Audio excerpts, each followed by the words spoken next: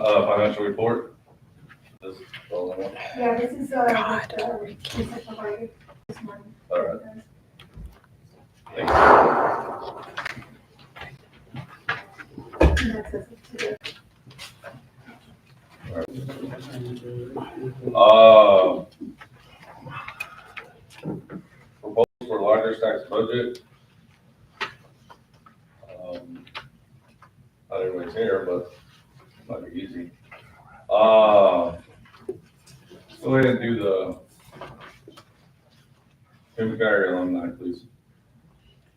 Rather than, I get to be first? yes, ma'am. Wow. Since you're the third time here to do it, right? I know, third time's the charm, right? Well, first of all, thank you for the check from last year.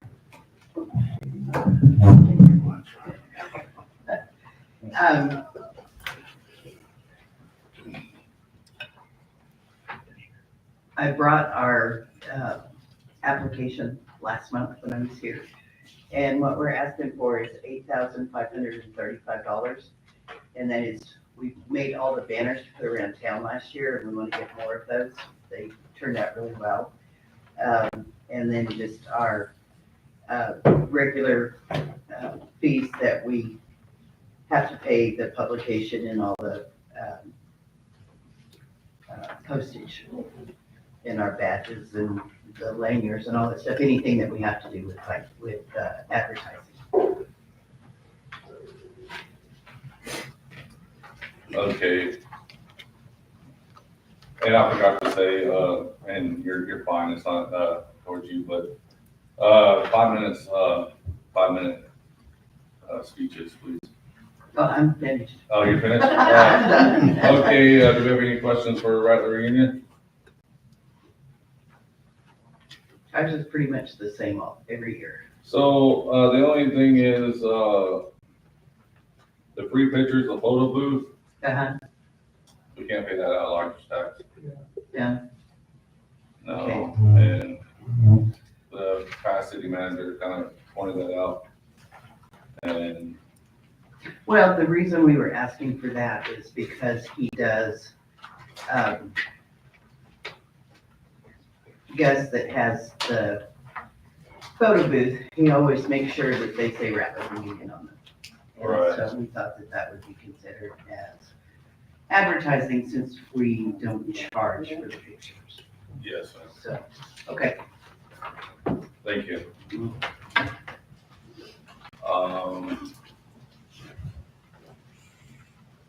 I guess Masonlands? But this whole one here.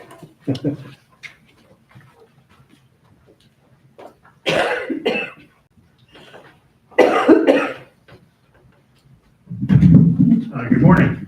I have with me Yvonne. I have brought Yvonne with me to introduce him to y'all. He is our marketing specialist who's new on our staff, but in the future, he'll be bringing applications forward for our request to lodger's tax. But I just wanted to introduce him to everyone here this morning. Let you know who he is. Good morning, everyone. Morning. Nice to see you. What's his name again? I'm sorry. Yvonne, Nice to meet you. Thank you. Nice to meet you too. I would attempt his last name, but I'm not very good at it. Do you mind, Yvonne? Yes, my last name is Gert. Gert. Gert? Yes. G-U-E. What part of New Mexico are you from? Well, I actually came from Amarillo. That's where I've lived for the last 5 years, but I'm originally from a country in West Africa. It's called Ivory Coast. Sure. Welcome. Thank you so much. So to begin, we will begin with the billboards, if that's all right. Just the request for the billboards. It's the same that we did last year. The Dinosaur Museum has seen a 74% increase in visitors in that this last year, the period of time. So that's been a significant difference since what we had before. It changed over to the college advertising. So what we requested was if you'd be willing to help us with the pay for the billboards with the Dinosaur Museum. So that's the difference that it's made in this last year. And we're just asking if you would consider funding that again for the next year. And then the other request that I have is for our golf tournament that's in July. As you can see, there's a promotion that I'm requesting for that at $4,500. And it lists out the different promotions that we're considering doing for that event as well. Again, that's with the foundation. It's a fundraiser for scholarships for the college. And that's all I have for, I'll take any questions, of course. Okay, if you could refresh my memory, did the city, give out a billboard, one of our, billboards to use for the museum? About a year or two ago? No, sir, not that I'm aware of. Not that you're aware of, okay. It was just brought to my attention this morning, but I wasn't sure. And what do you plan on doing? Like, are you planning on doing a long-term lease or a short-term lease or? It'd be a 1-year lease, same as last year, so we do year to year. And again, the funding that's requested there is for that 1-year lease, and then recovering the vinyl on each of the signs. Okay. We funded it last year? Yes, sir. Okay. Josh, how much are you requesting? I'm requesting $16,317. Those billboards see on average weekly 75,000 that are driving past every week. And then that directs them into Tucumcari to visit the Dinosaur Museum. And while they're there, of course, we hand out literature regarding other attractions in the city, and then encourage them, of course, to advertise for hotels and stays and restaurants, so that then that would turn into an overnight stay as well. And how many billboards is this involved? We have three. Yes, thank you. I just came back from Amarillo yesterday, and I did notice the Dinosaur Museum, and although it was a nice presentation, I think if we could incorporate, if you guys could get the design team over to the wayfinders and just make sure that our colors mesh, so that it's very Tucumcari. It's very dinosaur, but it wasn't exactly very Tucumcari. So if you could kind of incorporate some of the colors and design patterns that have already been chosen for the city. So the challenge there is that the Dinosaur Museum is reflecting the brand identity of Mesa Lands Community College. And so I don't know if that's going to be possible for us to change those colors to Tucumcari colors. We do have, of course, what's required at the bottom that says funded by Tucumcari Water Stacks. I just like to see all the advertising. I'd like to see everything in the city become more cohesive as far as our color brands. And so they know that they're coming into Tucumcari, and that's going to just mesh with everything, everybody else's advertising as well. I think we go further And as far as people's minds. I came back from Albuquerque and I pretty well disagree, because I still say our billboards they just look like they're old and washed out, and they're new. And to me, they just look totally washed out, like they just blend in with, they have no bam, they're just like, they look like they've been there for 10 years. I just think, I don't like them. That's just my personal opinion. I like the Dinosaur Museum ones because they do stand out. You see those. The other ones you just don't see. You just don't see them. Can you refresh our memory, where are these billboards located at? So one is by 5 Mile Park as you're westbound coming from Albuquerque. Then there's another one on the opposite side that is eastbound coming into Tucumcari. On the west end? Yes. No, east end, sorry. So east. So there's one east, one west. Yes, and then there's another one that's farther east, closer to Amarillo, that's going westbound, that also identifies the Dinosaur Museum as well. And who's your lease with? So we have 2 leases. One's with Lamar, and then the other one is with Canyon. 2 signs with Lamar? Yes, sir. 2 signs with Lamar. Those are the closest in proximity to Tucumcari. The one that's further out is with Canyon. How far is that one out? As far as miles, I don't know. It's probably halfway between here and Amarillo. Okay. Yeah, that sounds about right. We saw it too. So you're gonna put new vinyl this year? Yes, sir. How long has it been since you had vinyl? It's been 1 year, so we try to replace vinyl each year. Now, the one that's out on Canyon, the one that's out by Amarillo, that one it's been 2 years. So it needs it badly to be renewed. Excuse me, Mr. Chair. No, you're good. Which three, so you have four altogether, which three were you? going- Three, I'm sorry. So we have the two that are on either side of Tucumcari, and then one that's halfway between here and Amarillo. So I it's thought three. there was another one on there. So there is another one that's across the highway, but that's our responsibility. We're not asking for that. That advertises our WIN program, and so we handle it. All right, thank you. So, Mr. Chair, do you remember somebody, if you could help me, what the lease was last year, that we paid the lease last year? I was- No, we pay the Macelands, it's a reimbursement. So this is the exact same number from last year. It's the exact same. We just want a reimbursement basis. It is. We pay them all up front, and then we ask to be reimbursed at the end. All right. Understood that, because everything we do is reimbursement after the fact. All right, thank you. Thank you. Thank you. The chamber, or the chamber, we can do all 3 years.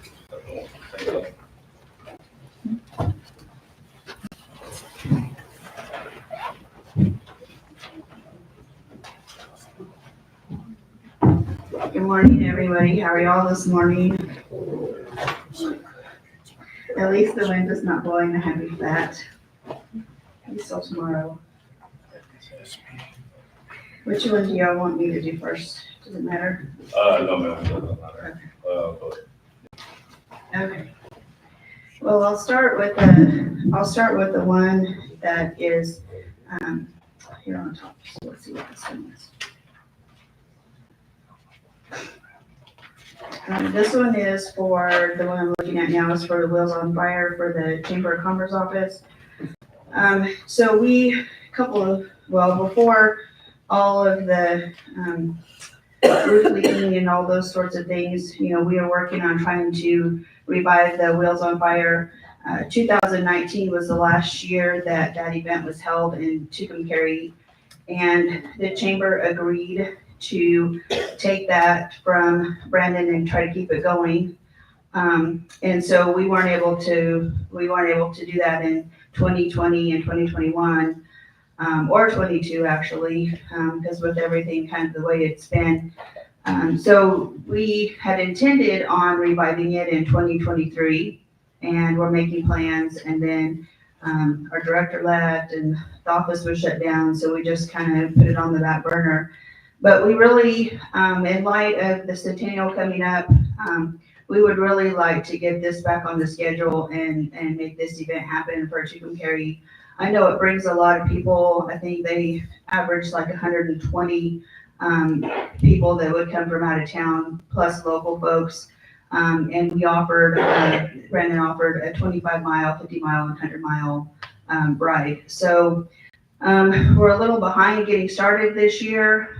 So if we can make it happen for the fall, that's our goal. But if not, we've discussed doing it in the spring, maybe like April timeframe, if we can't get it together. And then in 2026 in the fall, hopefully be to a point we can have it. But we'd really like to at least get initiated and back on the schedule. I looked at the state schedule for bike rides and stuff like that. September's a pretty busy month, but I still think it's beneficial to try to have it in conjunction with Fired Up. It gives an opportunity for people to stay 2 nights. They would come Friday for the race Saturday morning, and then hopefully stay for Fired Up Saturday night. And so, to me, that's the best marketing time for us and for our community, to tie it in with something that's already going on. So, and I kind of looked back through what Brandon had done in the past and kind of tried to anticipate what we might be needing. I think that I maybe overestimated our budget a little bit, depending on how many participants that we have. But the main things would be any kind of printed materials, and maybe some digital advertising on some key websites or key events that we could connect with that would attract the riders. I think a lot of them depend on the calendar that's on the state tourism website. And so, and then of course the event promo stuff, but we'll have, Brandon always kind of gathered up some sponsorships, and we'll have participant fees and stuff like that to help cover some of the costs as well. So with this kind of being our first time, I'm not really sure what to anticipate, our expenses being, but, so I just, like I said, just kind of threw together what I thought might be, where we'd be at, maybe more, maybe less. I'm thinking it'll probably be less, but, like I said, that's kind of where we're at with that. We, when we were looking at doing this, we were trying to get, the riders back, and I think, once we put it on the schedule and put it out there, I think we'll start getting the participants. A lot of them that had come before, will probably come again, and we have that list to send out to them and encourage them and invite them. Maybe even gives them an incentive discount for the first 30 days if they register right away. So we can get a lot of those riders back. Any questions? So this is not gonna go hand in hand with, Fired Up? No, this would be a separate deal from Fired Up. All right. We've all, it's been held in conjunction with Fired Up for that reason. And just because it gives folks who are already coming to town, something to stay to do. I think if we held it in conjunction with something else, it would do the same thing. But I really don't think it'll bring people to town as a standalone event if we had it even in October. But I think the point being that we're trying to get people to come to town and stay for something else that's going on. And that was kind of what Brandon's objective was initially, and having it in conjunction with Fired Up.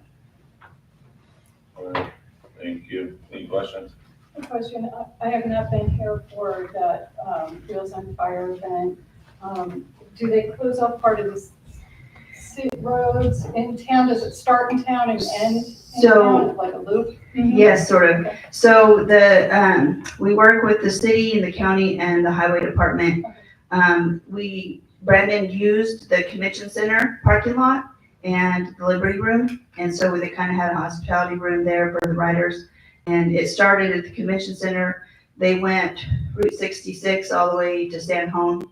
Then they went up the Cap Rock to Grady, and then come across Grady and back down through Quay. And so it was 100 miles, right at 100 miles.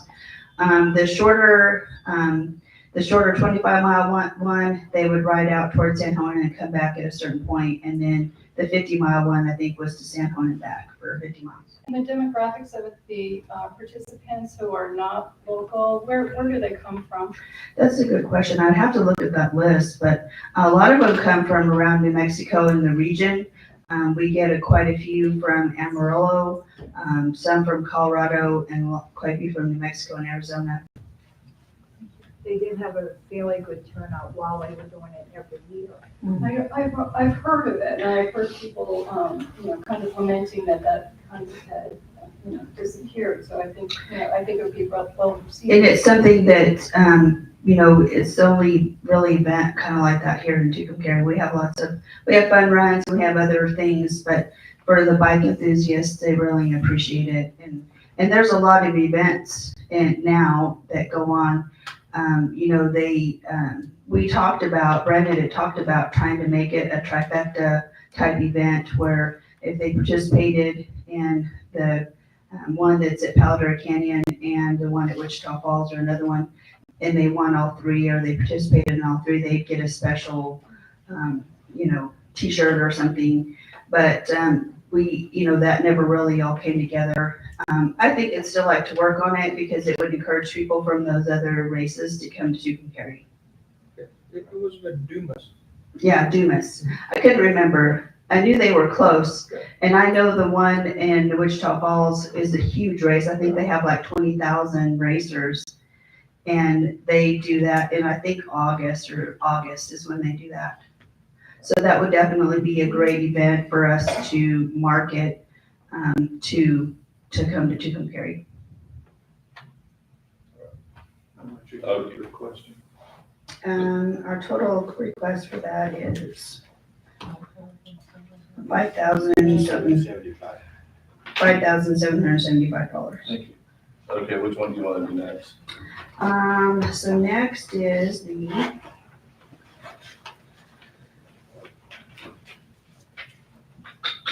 Chicken Perry Visitor Center.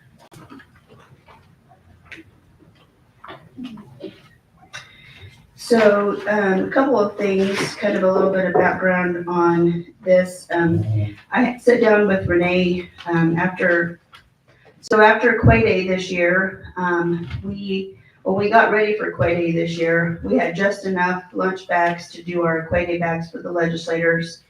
And so I'd asked the city for some stuff, and so their supply was pretty low. The only thing they really still have quite a few of is the little round you can carry stickers and the little experienced you can carry stickers.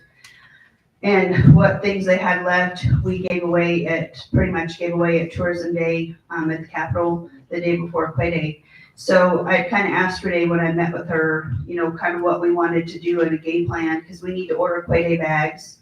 And those are bags that we fill with stuff from the community, and give to the legislators, just to, represent our community and our county. And so, because most of that stuff there's not a supply of stuff left anymore, really. So I asked her, kind of how we wanted to handle that. And so she asked me just to kind of put together a list of comments. I just kind of put together a list of common stuff that a lot of different cities and organizations, I kind of made a list of things based on what they were giving away at Quay Day, at the Tourism Day, just, so we have stuff. It doesn't have to be this stuff, it can be other things. We can work with you guys, the city, the marketing firm to figure out what we think is the best use of our funds. But just to kind of get an idea so we can build up our supply. The thing I'm thinking is that once we kind of get a good supply of stuff, we just kind of inventory it every year. So we're not spending a huge amount of money every year on stuff, but we can just kind of keep our supply of stuff replenished. But the main things are going to be the Quay Day bags. And the other thing that I thought about was, something kind of unique that they might use on a regular basis, to kind of promote Tucumcari Carry. And so I was thinking about some kind of little notepads. A lot of them carry around notepads and write stuff down, so that may be something, just some little ones to think about doing. The other thing that I was thinking about is that the recreation board has been talking about trying to host a little league tournaments, and we're talking about gift bags. So my thinking was, what can we put in those gift bags that would promote Tucumcari Carry that they would enjoy? So that's where I thought about the stadium cups. So there's a whole, there's, as you all know, there's thousands and thousands of things we can order, and use to promote Tucumcari Carry in our community. And so, so that's kind of where some of this stuff came from. The other thing I thought about was, we got a grant from the state tourism department to order some Centennial merchandise to help kind of promote the Centennial.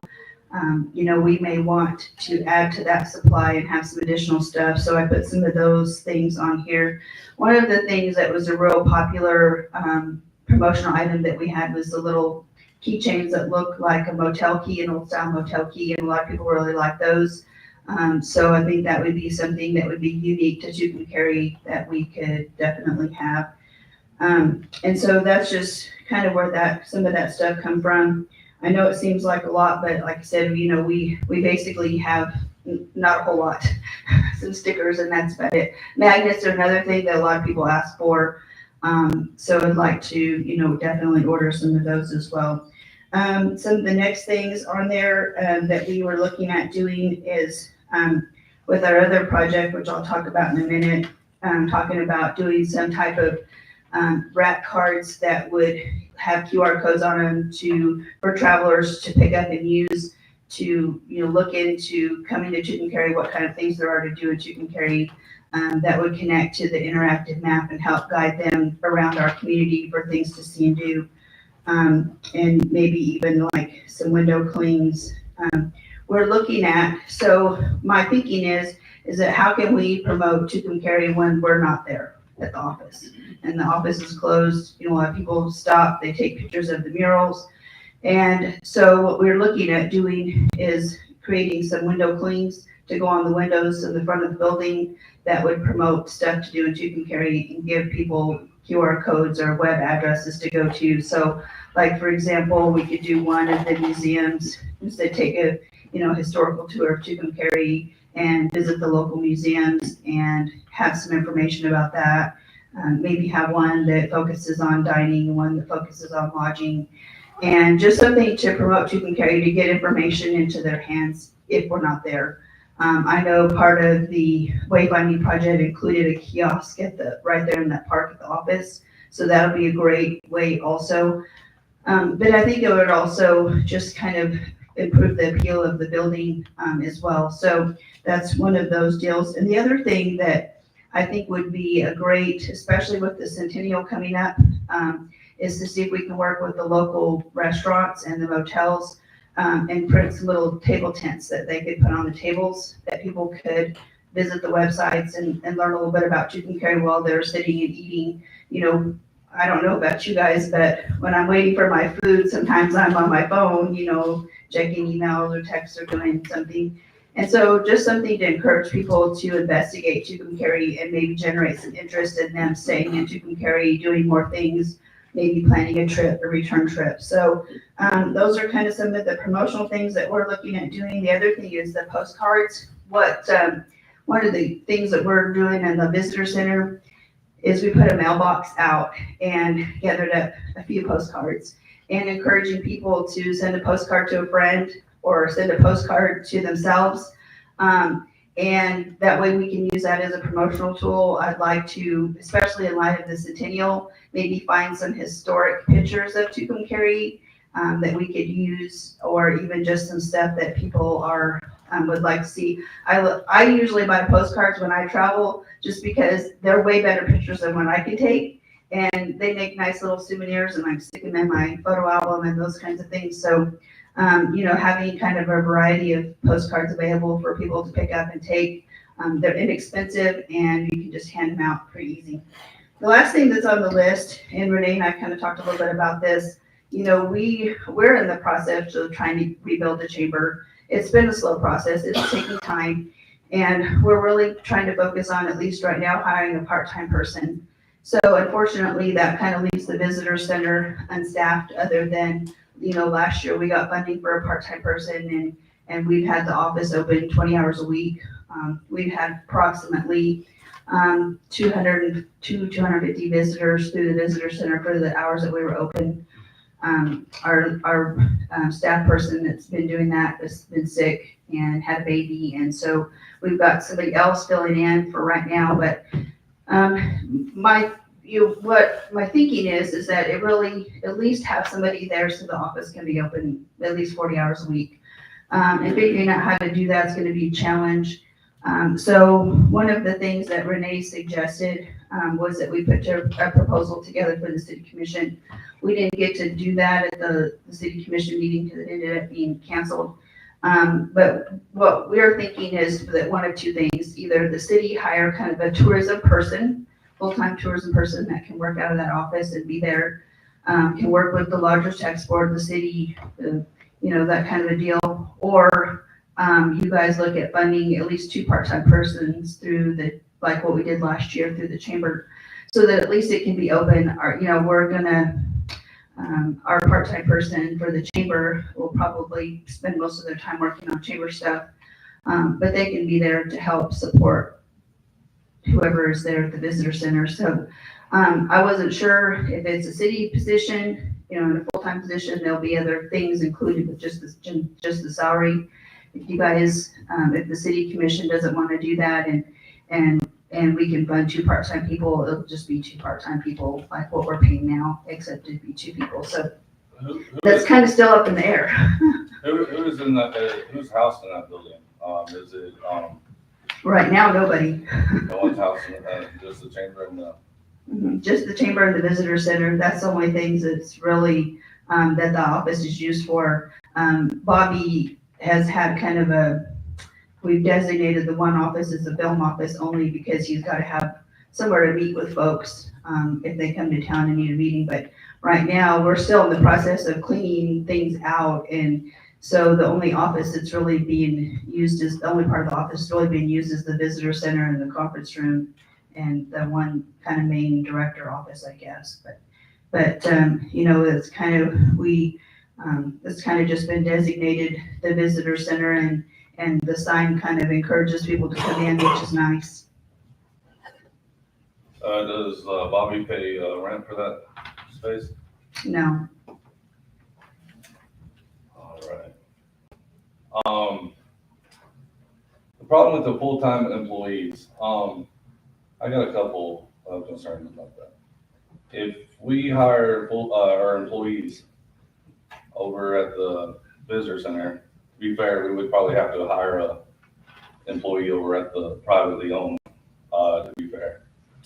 Another thing is, if there is a full-time employee, that's up to the chamber, or not the chamber, the commission to put it on the budget. Mhm.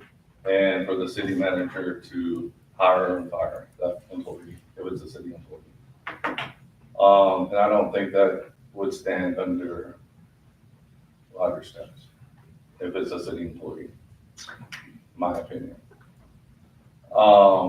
But that's my thoughts. Anybody else have thoughts on this proposal? No, I agree with your thought. Yeah, I do too. yeah, and then I wasn't sure how that would work, but at least having some funding designated, if we fund it through the, like we did this year through the chamber, at least having the money designated until, like I said, we just need to find a solution, because the office needs to be open, for people to come in. We get a lot of folks that are traveling through, but occasionally, every time I'm down there doing stuff and not really doing what we've designated as office hours, there's always at least one or two people that come in.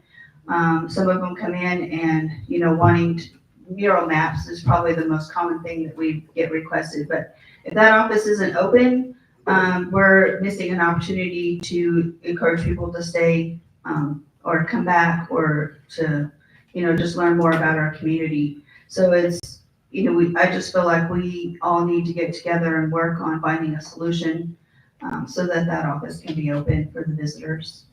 I believe that is our only public restroom also. Is Yes, that correct? yes, We're going to be having millions of people coming for Tucumcari. yes. We already do. Yes, And I think it's important that, if there's a lot of people that don't want, that this is for customers only. I think it's only fair that if we're bringing people in, that we have a place for them to go. yeah. Well, Also, and I had a question about the swag. Is that also for sale at this is only? this would only be stuff to give away. Like we had booths, or just people, a lot of people just come in and want something that says Tucumcari on. A lot of people want something that says Route 66. But we give out a lot of the little Tucumcari stickers that we have.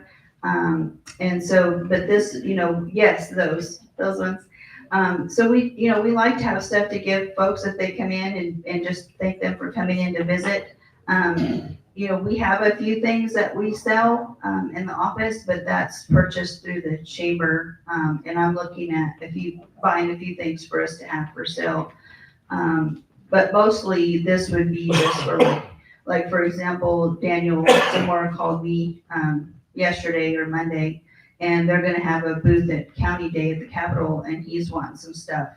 So, those are the kind of things that it would be to promote Tucumcari. So any kind of, giveaway bags that we had, or any kind of events that we went to that we could promote Tucumcari, that's what this stuff would be used for. The city, probably if they do any kind of hiring events or anything like that, this is what this stuff would be used for. And it probably most likely we just house it in here at the city. And then when we need stuff, we could come get it. Maybe there could be incorporation of some QR code for the lodging, specifically that could be imprinted on some of these materials. Yeah, or just a link to the Visit Tucumcari Right. website, or Right. something, yeah. I So that it agree doesn't that end building it needs to be open. There's a lot of the younger people, yes, they do everything on their phone, they hit the links, they do all that on their phone, but there's also the other generation that they're just moseying along, taking their time stopping wherever they feel like stopping. And I think that, I mean, when you drive through and the Chamber of Commerce, which is supposed to be the main hub of the city, is closed. And I mean, I see people going up to that door all the time. So I agree with you as far as making the window thing, maybe one for dining, one for lodging, one for museums, something to where if they walk up and it's closed, it's like, well, at least, okay, we know to go, here's a nice place, nice motel, or here's a place to eat, or. Yeah, and I've looked at, even an outdoor, like, little rack to put some of the visitor guides in, so they could pick those up if we're not there, but, That's not really. well, I know, this is getting dirty, or they're gonna be wet, or, or. yeah, but at least they could get their hands on something, or some rack cards, or something. Yeah. Florida, it also has very intense weather, but they have a lift up and down. Yeah, it just, just like a little, just to put, just, yeah, I mean, we can, but I think this is definitely some things that need to be addressed. And I don't know, the best way to do it or what the solution is, but, I just think that, we, and you mentioned the visitors, the welcome center, they're a business and not really a nonprofit, and they're kind of more curio shop. I don't know what kind of, I haven't been in there in a while, so I don't know what kind of, local information they have about Tucumcari. But at least they have somewhere to go if we're closed. But I just think that that's where people are gonna come when they come to town. Yes, I do have a question. What is the county's contribution? To the visitor center, they don't contribute to the visitor center. Are you a member? Yes, they contribute to the chamber, yes, but not. So for the here's a operation. little history. So it was a chamber for the longest time. The last, the last director that was here, he moved on. He changed just the wording to the visitor center so they can use lodger's tax. It's just it's the same thing. They changed it. We spent $42,000 reventing that. The city did, or lodger's tax did. We spent a lot of money on the air conditioner. And we also, on the last hailstorm, the city manager was nice enough to put the chamber on first so they could be open. But the visitor center is the Chamber of Commerce. It's just a fancy word so they can get lodger's tax. Well, I will clarify a couple of things for you, Matt. Okay. The people come in, whether it's called the Chamber of Commerce office or whether it's a big sign out front that says the visitor center, people who are coming in the office for tourism information. And, we are happy to promote our chamber members, and we can do that. But there's more to Tucumcari than just our chamber members. And so, we've taken on the role of kind of being the tourism liaison for our community. And we're happy to fill that role because it does benefit our paid members. But being the visitor center is just a small piece of what the chamber does. The chamber is an advocate for the businesses in our community, and a marketing tool for our businesses that pay membership to the chamber. And so, those things are really two separate functions, but they work together. And that's the most important thing, is that we figure out a way to work together. Because being the visitor center is, yes, a benefit to our members, but it's a benefit to the community. It's a benefit to the city. It's a benefit to the county. It's a benefit to all the businesses in Tucumcari. And I think it's important that we realize that and we do what we can to support that and promote that. And yes, it is inside the chamber office, but it doesn't have to be in the chamber office. It just makes sense because that's where people naturally are going to come to looking for information. Okay, one more question. Does the county or any other cities give funding for Quay Days? Does Logan, does the county, does St. Home? So they do, sort of, I guess. They all participate in Support Quay Day by coming and paying registration fees and coming to the breakfast. Those funds are used to pay for the breakfast. The city, and the chamber and the businesses have all, provided stuff for Quay Day, for the Quay Day bags. I think the last time that we did the Quay Day bags, I think one of the local businesses helped cover the cost of that. And we can do that again if we need to. But those are just things that we use. I can also approach the county about helping cover the cost of the Quay Day bags. But we need them and we use them and we just need to come up with a solution on how to cover the cost of those. Thank you. Can you explain the old Route 66 Association of Texas? I sent that one in, but, only because they asked me to make copies of that. So that would be somebody else's Oh, okay. request, not for Is the that chamber. person here? No. Okay, thank you. Route 66 is- So, yeah, we're not gonna do that. That was your request on. For the visitor center, 75,000. Interactive map. So this is a project that we got grant funding from the state to initiate. We've been talking about, trying to put an interactive map on, the website that people could use to help navigate Tucumcari. A lot of people still want a folded map to look at, and we have a few of those, to hand out. For a while, we had, mural maps, and we have our activity maps. So those things work, for kind of helping people navigate the community. But, the grant is only gonna pay for the first year of use of this project, of this interactive map.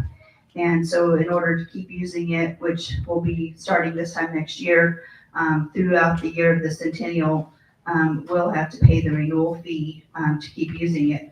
So, and it's a benefit to me, the biggest benefit to you guys as the Lodgers Tax Board is the data that will be generated from visitors using this app. And so, in order for us to generate that information, of course, people have to click on on a pin on the map. And so, 2 reasons for, asking if you guys would help consider covering the cost of the renewal, is because that way you guys can have access to the information and the data that's generated. And so that we can incorporate the businesses that aren't chamber members, as well. So like, for example, we can include all of the motels, a list of all the motels, instead of just the ones that have renewed their membership with the chamber. Also including, some other things in the community. Our initial goal, we're in the process of getting this set up. I was hoping we'd kind of have a demo ready that you guys could look at. But our initial, is going to be our chamber members. We'll put them on there, those that we can. And, all the, like the museums and the murals and just stuff there is for people to see and do in the community and try to promote that. The other thing that this, request includes is to help cover the cost of, putting out, signs to direct people to click on the interactive map. Like I said, the key is getting them to use it. And then we can track how long they're in our community, where they stay, how long they stay. If they stay the night, we'll know that information. We'll gather a whole bunch of information from folks if they click on any link on the interactive map. And so we feel like this would be a very valuable tool, to give us information to know what things people are interested in, where to invest money and time, developing things, of interest to the community. I think, it would serve a lot of things. The other thing that it would do is for, events. If we're having events, we can use, there's a feature on this program that we can use for events. So like, for example, groups like Fired Up could use it, Rawhide Days. So instead of Connie, just having the rap cards with the list of vendors on the map, we could also incorporate that on there. And so once they click on the map for the event or click on the link for the event, then there again, we can gather that information. How many are local, how many are from out of town, how much time they spend at the event, those types of things. So to me, the data that will be generated from it will be probably the best tool for us to use. And like I said, the other thing would be just, helping generate either some kind of outdoor signage or metal signs or something that we can put at different locations. The main reason for me to apply for this in the first place is in light of the centennial, and most people that are coming through Tucumcari are interested in the history of Route 66. And so what I'd like to be able to do is highlight some of the locations in Tucumcari and give them some history of those locations, show some pictures. I was looking the other day, the Palomino, somebody posted an old postcard of Tucumcari that showed a picture of the Palomino. And it still looks pretty much the same, but I think being able to say, the Palomino was built in such and such, and these are the people that have owned it, and The this is, reality was built in 1952 when they changed it to the Palomino in 1953 when that card came out. yeah. Because I got that picture. Yeah, and so the people would like to know that history, and so through this interactive map, and of course Joanne's kind of agreed to help work on this, and Ladine's studio is going to help us. But I think giving people that history, so when they go to the Palomino and they're looking, they can click on the interactive map for that location, and it'll show them some historic pictures of that location and tell them the story of that. And they might start at Dell's, but I think then they realize that there's other places that they would spend more time driving up and down Route 66 and taking in the history of our community and the significance. I mean, we're talking about 100 years of Route 66 and trying to capture that, because that's what people are interested in. They want to spend some time and take it all in. And I think this is a great opportunity for us to promote that, looking at some of the things that are already kind of been established, like the talking tour, kind of in a sense, that type of a deal, just on a little bit bigger scale. They could visit the murals and maybe learn a little bit about the murals and who's in the mural, who it is, what's it about. The one that's on the side of Lowe's, there's a really unique story that goes with that mural on that building. So sharing more than just the mural itself, but the story behind it, I think people would be really interested in knowing. So there'll be a lot of opportunities with this. So we are just asking that if you guys are interested in partnering with us to keep this going, that would be great. We can use it, you guys can use it, and it'll be a great tool, not just for people who are traveling, but for events that are going on in our We have community. a question? Oh, that's exactly what I was gonna ask. Who has proprietary use of the Well, product? Chamber? it'll be through the chamber. We've done the contract with them, and it'll be through the chamber. But once we get it set up, and if we, work with you guys on it, and y'all are willing to continue working with us, we can give somebody access to it as well, and figure out ways to use it that's beneficial. You have a question? Yes. Yeah. Yeah, you can. So what is your request? The request is, so the renewal cost of it, because right now it'll be, Request right now. yes, so the request is $66,200. And this would be to renew next year when it comes up for renewal, which would be half the cost, would be about $2,500. And then some funding to help market and get people to use the interactive map. All right. So the reason I'm asking is it says 6,200 on your one page, but your budget breakdown only comes to 3,600. I was just curious to where. Oh, maybe I didn't add it up right. All right. Because But it's 6,200 that you're requesting. I think so. No, that's not right. I think I added that up wrong. Because it'd be,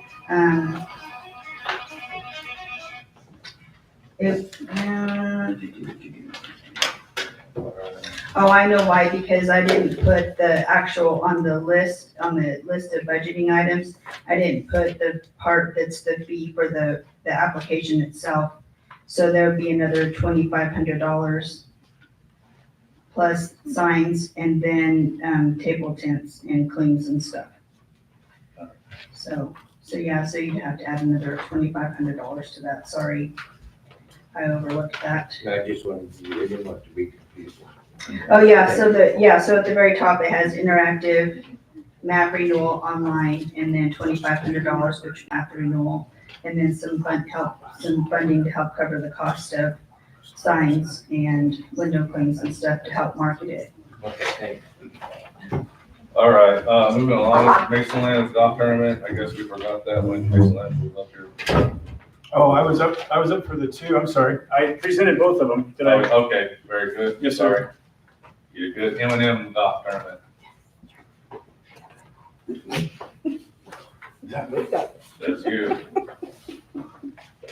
Thank you all. Good morning. My name is Billy Bob Evans. I'm here to ask on the executive side. He's back. So I put my request in here, just to let you know that trying to bring in as much participation in every one of these tournaments that we have this year. I've talked to some of the people on this committee, the Lodgers Tax Committee, and to bring people to our community each and every time that we have an event out there, to get people out of their houses and in the community, going around, whether it be coming to the golf tournament, getting ready for the golf tournament, direct tourism, indirect tourism. It's very important in our community. And I have a question before I get started, because I have a concern about it, which it relates to everything that we're asking for. The Route 66 Centennial Committee that was formed, are we defunct? Are we going? That's what I was gonna ask in my notes here. We haven't met in a while. I don't know if the city wants to redo it or And the what. only reason I ask that is, there is some money available. I guess, one of the representatives, which is gonna be coming to our community in June from the state, is, gonna be coming here to look at our facilities, our town. And there is money available, I've heard, through, the state for this centennial event that's gonna happen, in 2026. So I think it's important that if we ask for this money, that we have a committee in place. So I would like to know, as, you know, I'm nothing on that committee, just in there to give a few suggestions and ideas, but it would be nice to know if we're still alive and well and kicking. And what also relates to this too, I was just gonna say, we were wondering the same thing. Go ahead. well, so we talked about promotion of these things, not promotion, but I hate to use that word. I'm talking about participation, bringing people into our community and finding out if they do stay tonight, where they go and everything. So I told them last year, I followed some of these people. I hid behind a couple of rocks, you know, followed them to the motels where they checked in, followed them to the restaurants that they ate in town, followed them when they filled up with gas, I think that's Follow when them. you got arrested for starting. followed them to the grocery store where they purchased We know your groceries. history, yes. But they could only purchase them when it wasn't on fire. That's all. Were you hiding there? Did you see who did it? But, you know, I was looking last night, because I was trying to come in here and bring some figures with me, but tourism generated last year in America, all of America, the United States, I know this figure, $236 trillion to our economy in the US. In the golf industry, in tourism last year, it brought in $226 billion, just in the golf industry, out of that total of the trillions and everything. So it's just not about golf, but it's bringing people, when they come to plan our tournaments from out of town. I had an event about a month ago in the dead of winter, which I've never done before, because somebody asked me, said, well, why don't you promote in the winter? I thought, well, okay, I'll try it. So we had 50 participants that froze their rear ends off. 20 of those people are or 25 of those people were from actually out of town, surrounding areas, communities. One of them even came from Texas.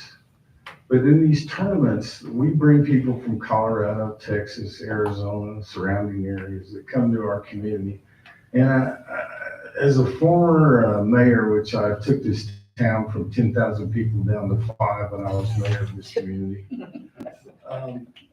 I always see, why don't we work together? This college just hired what is it? Marketing specialist. Marketing specialist. We have a need for, what you just talked about, Visitor center. why can't we work together? We promote this community together. Pay half their salary from the college and the city pay half their salary. Do the same thing under one roof. I'm sure you've done that. I mean, we tried that when I was mayor. But make things work together. What's bigger than promoting our college and our community together? What's bigger than that? And in promoting that, we promote our college. They live in our community when they come here. So I don't understand that either. But I'll have a more, and I don't want to take more of your time, I'll have a more detailed breakdown when I go before the commission to see if they do vote on this. But I'd like to point out, it doesn't go to the commission until these people recommend it. Well, that's what So I'm they saying. probably like to have that information also. It's for each and every one of the tournaments that's coming up. We're gonna do something for every event. And we added a special event this year, the Cinco de Mayo, which was brought to me by the city last year. And I'm looking forward to that. I think I'm gonna dress up like Pancho Villa on that day and see I if we think can anybody would know the difference. have a little fun. Any questions? Any answers? No. Oh, yes. Just, you know, speaking to the Centennial Advisory Board, for which we were all semi-involved with, I don't think it's dead. I think we can revive it at any time. We just have to send out a letter. Let's just all meet up and see what we can do. It was an advisory board to the city. We don't have any power to do things ourselves. We just were going to gather information, get some creative ideas and present it to the city. And I think we were getting somewhere, and I think we were starting to narrow it down. We had a ton of ideas, and, you know, holidays happen, and, you know, I think that we should, you know, I was one of those people, and I loved it. And I definitely think, you know, more we can work together, all the parks, you know, that we should, absolutely. And anything, you know, that I'm available for, at any time to promote the city. Yeah, you know, when I give an example of this, you know, Mike and I used to fight all the time, and we never agreed on anything. But we always worked together. I'm just making a joke about that. But that's the thing. It's the truth. You can disagree on some things, but you can still work together on the better cause for the whole cause. And that's what it takes in this community. Yeah, so, sorry, I'm a preacher. Yes, sir. The 19,000, how many tournaments are you looking at? 13. 13 tournaments? Yeah, probably extended it from 10 last year. The big one is gonna be, of course, the Mesa. So the Mason Lands just asked for $4,000 on theirs. What does that? That's promotion, so I'm asking on the exec, this is gonna pay for cards, it's for special prizes for the tournament and stuff, just like we did last year. Now, if we can get together, I didn't know anything about the promotion side of it, but maybe we can reduce their deal. Because I kind of promote that thing myself, and I would like to this year work with them, go down to the radio station and answer questions. And actually, because they did a good job on the radio last year, but there were some answers they asked that they didn't have, you know, the right answer for, but I'd like to get with them and maybe condense that a little bit. One more question? Oh, I was just wondering what that was per tournament. The main tournament, the Mesa, was about 7,800 out of that 19. So the rest of it will go equally to each and every tournament. I may spend a little bit more of that money on the Cinco de Mayo. I just haven't got with the city to see what they actually want. You know, this is for next year's budget, and I started to, There's What no, Mason Lands, I understand. okay. started July Only 1st. because I think we've waited too long to get our planning done. Oh, really? Yeah, Okay. so there's. Well, there's nothing. this budget that we're working on now, it starts July 1st on, Oh, okay. but you could still do what you're doing in Yeah. 2026. You did know that, this is for the new budget year. Yeah. Any other questions? Yes, other golf courses, clubs, surrounding area courses, have we invited them to come participate in our club? Oh, yeah. Yeah, I know just about every pro in the whole state of New Mexico. I'm an actual PGA golf pro. I don't look like it all the time, but I am a PGA golf professional. I know each and every one, every course in the state of Mexico, almost all of Texas, part of Colorado. And when I was younger, we used to play in just about every single place there is to play golf in this area. You used to have a head-to-head with Santa Rosa all the time, right? We still do. Back and forth. Yeah, we still do. And it's really neat. I wish I could, I don't want to take up a lot of your time. We have people that come in from these different communities, Santa Rosa, Logan, and they love coming here, and they love the golf course. They love spending time in Tucumcari and spending their money here, which is great. And we want to make them feel like they're at home, and this is part of their community too when they come back. So that's what we try to promote out there. So what are you running for? Mayor. But you got the All right, renewal thank on it? you. Yeah. Is Tucumcari Historical Research Institute here? Yeah. It's in place. You bet. Oh, yeah. It's very important. Well, let me make one more point for you. Kathy asked me about that. So not only do these tournaments, do we promote the college, we promote the Rattler Reunion Tournament, which we've been running since 1983 out there, but different organizations like charities and stuff that we help. High So school, just not one. the high school All golf. right, thank you. What about Fired Up, anyone for the Main Street, right here? Did I miss anybody? The car show. Car show, Fired Up with the car show? Not here.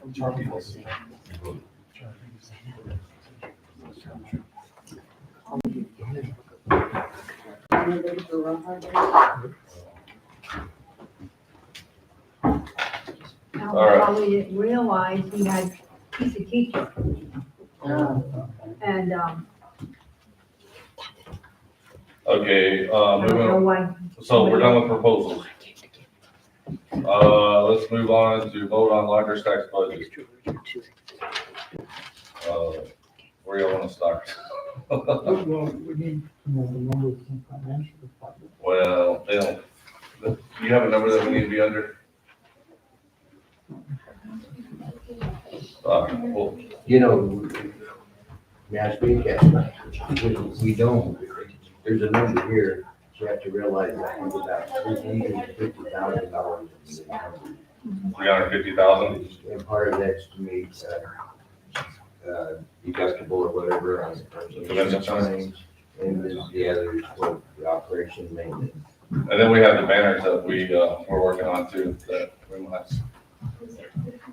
Yeah, and. So they're right there, 400 something thousand. 48,000 for banners or something, what is that, recognition? You remember? How much for banners? 60. With tax shipping and everything. All right, well, let's do the best we can. We're gonna make sure we link something in. People come through. Yeah, they have to get a report before they get funding, and we can possibly go. Yeah.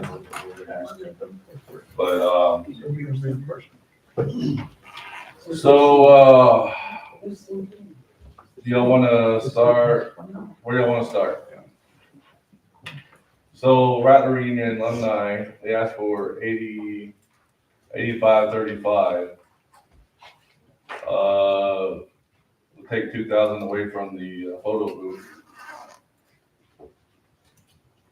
Can we agree on $6,535? How much? $6,535? Yes. Well, you wanna wait till the end, or? I can do it individually. Okay. I have a motion for Tucumcari Alumni Association, $6,535. I second that. All those in favor? Aye. Okay. Wheels on Fire, they asked for 57. Okay, when Brandon did run it, it was a successful event. I think he asked for, I looked on the reports, $2,900 before. They asked for 57, and she said it might not be that much. And I feel like I'm the only one talking, but what about $4,000? Yeah, I agree with that. That motion, Lila. I motion it to be 4,000 for, Wheels on Fire.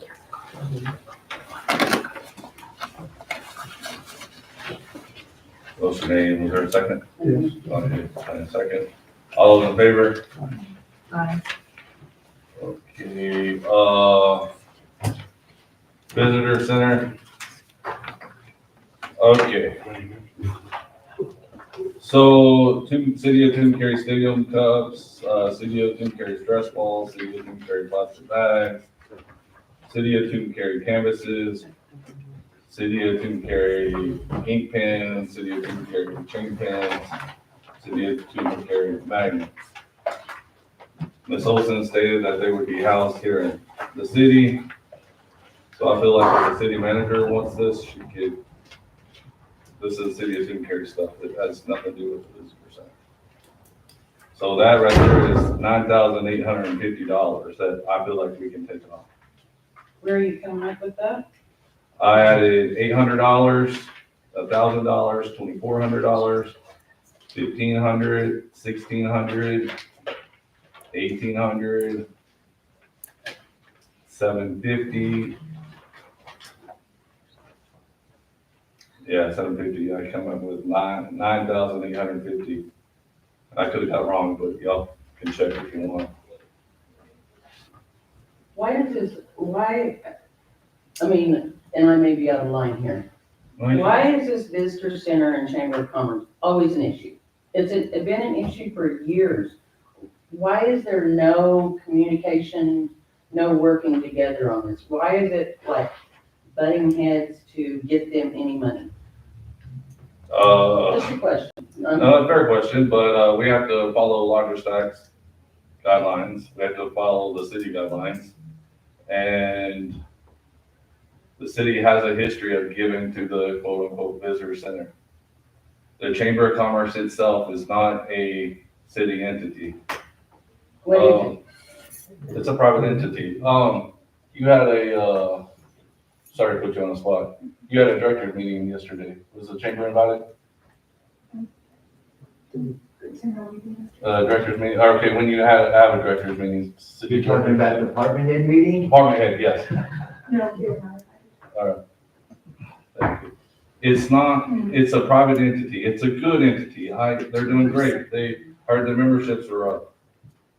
But it's not, we can't just shell out money all the time for them. And we have to make sure we have money for everybody that wants to do an event, and we only have a certain amount. Right? So as a visitor center, some of these promotional items is understandable, like the giveaways, Right. but not for operational aspect. Okay. Not for a city employee because, Right. like I said, that's for the, That's not us. Because they collect membership fees. Right. Operations are on them. Okay. I traveled to Santa Fe this year to the Quay Days and also the Tourism Day, which were back to back, just as a private citizen. And the Capitol was packed with people. All the surrounding counties, all the surrounding towns throughout Mexico. It was people who are bus tour operators. They are people who are also members of chambers who want to direct people here. There were people from everywhere getting information from those booths. I mean, it was packed, and you know, I wanted to see what the other towns were doing as well as who was attending. And Tony and I went and we just spoke with, it was just an amazing cross section of people who were looking for information on tourism. And Christine was there manning our booth, and she did a fabulous job. There were so many people that were interested in Tucumcari. I think we, just to try to be as. Can You know, I we just were address really- this for 1 second, just because I'm a member of the Chamber of Commerce, and this comes up all the time, the separation of the Visitor Center and the Chamber of Commerce. The Chamber of Commerce job is to collect money from the businesses to promote those businesses, period. The Chamber's only job is to promote their members. And because we have a visitor center inside our building, it's two separate entities. So if the city doesn't want the Chamber of Commerce to do their visitor center, then we won't have that in our it'll be separate. So I think that's the confusion, is that as the visitor center, we're able to promote all of the businesses and all of the things to do in our community. And as the Chamber of Commerce, our job is to promote our chamber members, just to make that, because I've had that same Okay, problem. appreciate that. Thank you. Mr. Chair. Yes, It's just a problem. You can't get Point it out something, in. we hired a market. we did. And so I agree with having these things, but that should go through the marketing firm. And then we can supply it to the visitor center. Okay, fair That enough. makes sense. That's a Yeah. good idea, great idea. That's a good idea. And I was gonna bring up the And Centennial our sticker. logos and everything are. Yeah, right, that's a good point. Centennial stickers, Centennial magnets, all the Centennial. She says she's already got the grants for Centennial, and Mr. Maciel on his report said that, so I think there's other ways that they can get the money on the rest of it. Well, and can I just clarify that I've got grant money to order some stuff, but it's only like 1,000 pieces. So, we're gonna need more than that to get us through the Centennial if we want stuff to give our guests that come through. Appreciate it. So basically on this report, of course, I can see the $2,600 from the top, the Quay days, the full-time employees, that has to come from a budget item from the city commission to the city manager, that's up to them. But that's the only thing that of course, anybody can have any other discussion. So then again, I'll just throw my 2 cents worth. I can't speak for the commission, but the Quay Day bags, We can go through them. yes, but they need, the chamber's doing it. Really, that's a valid, I don't know how much, it's a lot of hard work putting those things together. Yeah, that's To one. get them distributed, and I don't know how much the legislature would appreciate it or whatever, but it's getting the name Tucumcari out there on all the desks. And that's a lot of work to put those things together. There again, I think lodger's taxes is justified in recommending that to the commission, through the marketing firm provided to the chamber. Okay, very good, thank you. Are you talking about the, so minus the 50,000? No, I was just saying that the lunch bags is a viable deal. We need to get that through Right, the. And then some of this promotional, but the question is, what is the marketing firm gonna pick up on the promotional stuff? And what is gonna be still continue to depend? And plus, it's the city of Tucumcari, so the city of Tucumcari, they can do that as well. So it shouldn't go to the chamber, back to The only drawback is, if we do it, it's gonna say city of Tucumcari. They are the Tucumcari, Clay County. Because when we did. well, the city of Tucumcari, Ink Pen, city of Tucumcari, the city of Tucumcari. Right. That's my opinion, y'all do what you want. Because when we did our cups, if you remember, it had just Tucumcari logo on it. It was housed at our city warehouse and then divided up. to the chamber and whoever. At the- Can you That's way remember, before my time. You've been here forever. Yeah. Like, really? I never got a cup, Tanya. do you recall, when we did this last year, were they supposed to do quarterly reports or, I believe so, that was the agreement. no? Wasn't that a trial and error? That the chamber had to report to the commission? So I understand. I don't know, you, Madam Manager, Clark, you know? That's what I understand. Have they been reported? Have they been reporting to us?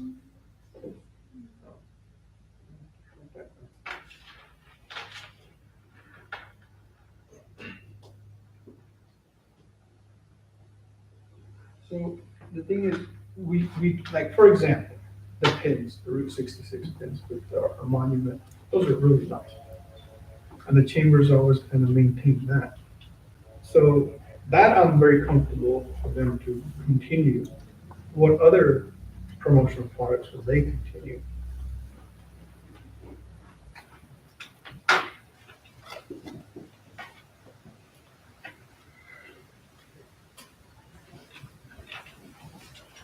Maybe we can just set a budget and let the city, the marketing and the chamber.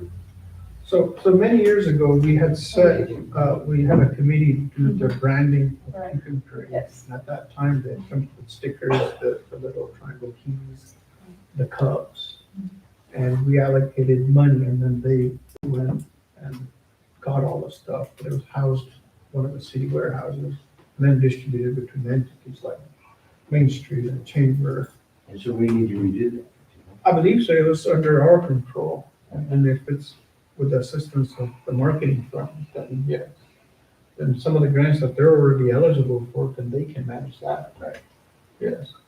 But they'll at least have the product there at the visitor center. Yes. And be inventoried by whom? Which entity? It was just warehoused. Is that a term in our government, inventory? Well, I think that's what happened, is that Clay Days came, they went to said warehouse was, the cupboards were bare, and they scrambled when it was our turn to shine in front of the legislation, and that really can't happen. I don't know if we could propose that X amount of swag bags are just set aside and not available to grab for other events, so that specifically Clay Days or Tourism Day can be covered. So if they get this thing and they know they're gonna do how many bags were there? We do like Probably about 175. 150, I think, is about 100, yeah, between 100, probably about 150. Did you run out? Yeah, we didn't have enough bags. So you're projecting maybe how many next year? So, let me come up to the microphones. Don't go on forever, Christine, I just asked you one simple little Hey. question. So, no, it's okay. So I don't have to yell at y'all. So we do, I think this year we had 45 in the House and close to 100 in the Senate. Close to 100 in the House and like 45 in the Senate. Okay, so they're the ones that get the bag, right? Yes, they go to Plus the sergeant of arms. How many do you have to do, 10 extra? yeah, a For few the extras, because the sergeant at arms, one for the lieutenant governor's office, Okay. just those. And so you ran out. So, yeah, So you Bobby need- had to make an extra trip to Santa Fe to deliver some additional bags because we didn't have enough. And we put cheese, the Rotary Club sponsors cheese from the cheese plant. The Clay County Health Council put stuff, and some of the different groups in town add stuff to Right, that. I understand. We So- mostly just provide the bags through that's what, and then the chamber assembles the bags and we gather up stuff from the businesses. So you did 150 and you ran out. So you're projecting maybe, say 200? Yeah, and that's the reason I put three. Yes or no? Yes or no? yes. Okay. So, She's got 175. okay, so my thinking is, if you get all those together and you have all those bags in there set aside, then you have these other promotional materials to do whatever you do with them, right? I mean, if you have that stuff already. Yeah, but the Not city the of cheese, Tuncumcari, not the cheese for next year, but like all the other stuff filled in the bags, put to the side, then you have this extra stuff. Right? yeah, but that extra stuff costs $9,850. Well, sometimes you gotta spend money to make money. Well, and to say, if we would have been keeping up with this as we went along and as we run low on stuff, we ordered a little bit every year, we wouldn't have a huge amount to order all at once. Right. Okay. And that's kind of where we're at. We're That's right. starting from scratch almost, Okay. with nothing. Let's move on. We never make a decision on it. So, Al mentioned lapel pins, 1,800. I mentioned so we're at 4,400. And the bags, Yeah, the lunch bag, or the days and the notepads. The rest of it, she said it was gonna be housed here at the city of Tuncumcari. If the Mount manager would want to buy those, let the city buy them. We don't need to go from one entity to the next just for the same.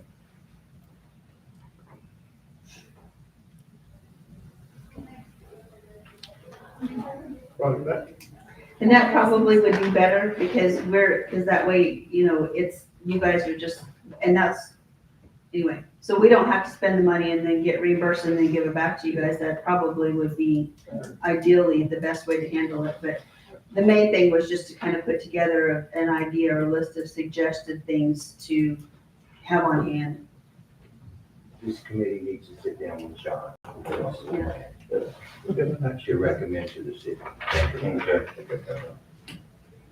So, any other discussion? No, next. I'm sorry? We gonna put any money. We're at $4,400. 4,400.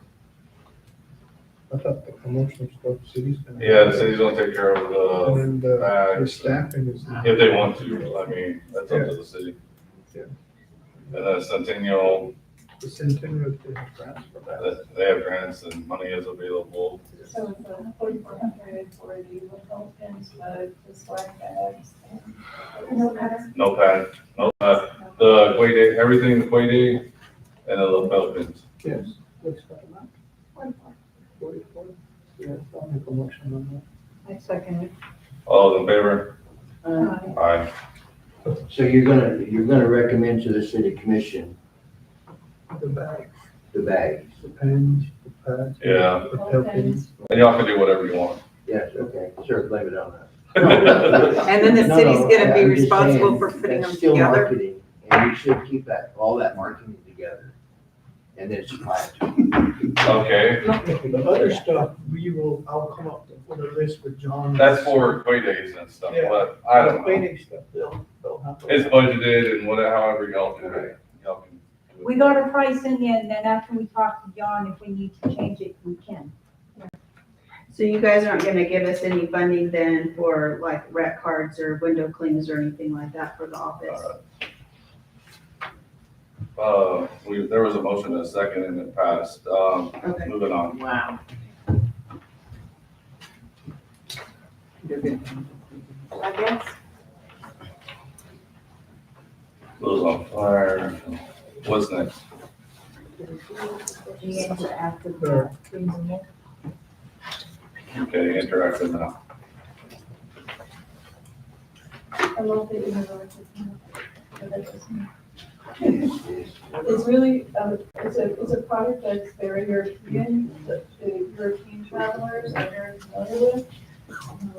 And even though it's kind of new here, it's very popular in Europe. I have no idea what it is. It's a map, That's what I'm looking for. I've looked for it since she's talking. Well, I got it right here. Let me look on the Yeah, back, but I look on the swear I looked on the back of every it's, one of these. it's an app, that Which one is it? It's an app that You got one? It's color. You don't? I was curious about it, So you can look when I at it. spoke with Christina on this, months ago. Drift Space is called, or Driftscape. And it's, and you just basically put in the zip code where you are, and it just has a million different, categories for eating or, and it knows where you are, so it can tell you things. If they went to the Palomino, they drive up, you wouldn't even have to say go to Del Street, they would just pull it up and just see that there's. Well, see, I like to make that personal anyway. Absolutely, but I think, it's for the, when the chamber office is closed and, or if they're already at one location, if they're already at Dell's, they can click on it and see what's right there next to them. And I think the purpose, or what I believe is the purpose of the lodger's tax is to get people to stay as long as possible. And if it's 2 nights, it's even better. So when you pull up an app that shows a million things to do here in town, that's gonna entice them to maybe stay later, longer, and do more things. Do you, wanna make your thoughts into a form of a motion? All Set a the price? time. So the question is, this interactive map versus the map that the marketing firms are Well, that's what doing. my concern was. All right, so it's. So it should go through the marketing firm. We should just need one app, right? There's one that, I'm not sure about their interactive map. I'm not sure if the two can be combined. An interactive map, is it also an app that, or is it, how are they, is it a QR code that just pulls up a map? So I'll just speak a little bit to this. Okay. One of the things technology-wise that we have to look at is defining our terms correctly in terms of a website that lives at www. Versus an app that lives on the Apple Store or Google Play. And while those accomplish the same task in terms of providing information, they are different landscapes. And an app is very hard to bring up on your desktop. They tend to not be compatible in a lot of ways. And I'm going to go into a little bit of this in my report in terms of some of the things that we're developing from an app standpoint. Right now, the city of Tucumcari has visit tucumcarinm.com, which is a website, but there's not an app for that in particular. Can that be made to look like an app on your phone? Absolutely. You put the little thing in it and it acts like it. But what this all goes to is number one, how do people get it on their phone and do they use it? And so this is really from a marketing standpoint about ranking near the top of the app stores on those things. These are I think it's Driftscape, if I'm not mistaken, on this end. The technology is fantastic, and the technology can be used to do some amazing things there. It really is about the adoption of that by people. If people don't know that that's available, how do they know how to use it? And that's where the marketing of these types of things comes in. And so this is difficult, and as what I'm hearing with some of the concerns and maybe the past frustrations between the chamber and the city is not new to Tucumcari. These are things that go on in every town when you have a public entity and a private entity doing their best to work together for the common good. And that's the goal here. And the whole key on that is communication from our standpoint. And so that's kind of where I come and stand on that. We are happy to assist or not assist at the direction of the Lodgers Tax Board and city management. And that's where I take my direction from on that. If you direct us to work with the chamber on implementing this and trying to make that a part of visit tucumcarynim.com, happy to do that. If that's not the direction, happy to do that as well. We're open to making Tucumcari a destination stay tonight, tomorrow, timeless. You're going to see that here in a minute on our Snowbird commercial that we've got that's pushing out. So, and again, this is something that, as we have just started this in just the last few months, I think one of the comments just a moment ago was the warehouse cupboards were bare and kind of almost starting from scratch in a way. And so this is a good time to make sure that there's a collaborative effort from all parties involved, moving egos out of the way and moving who does what out of the way to focus on the city of Tucumcari as a destination, not so much as the entity of the city government, but as a tourism destination, getting people to stay here. Why would they want to stay here? Why do they need to stay here?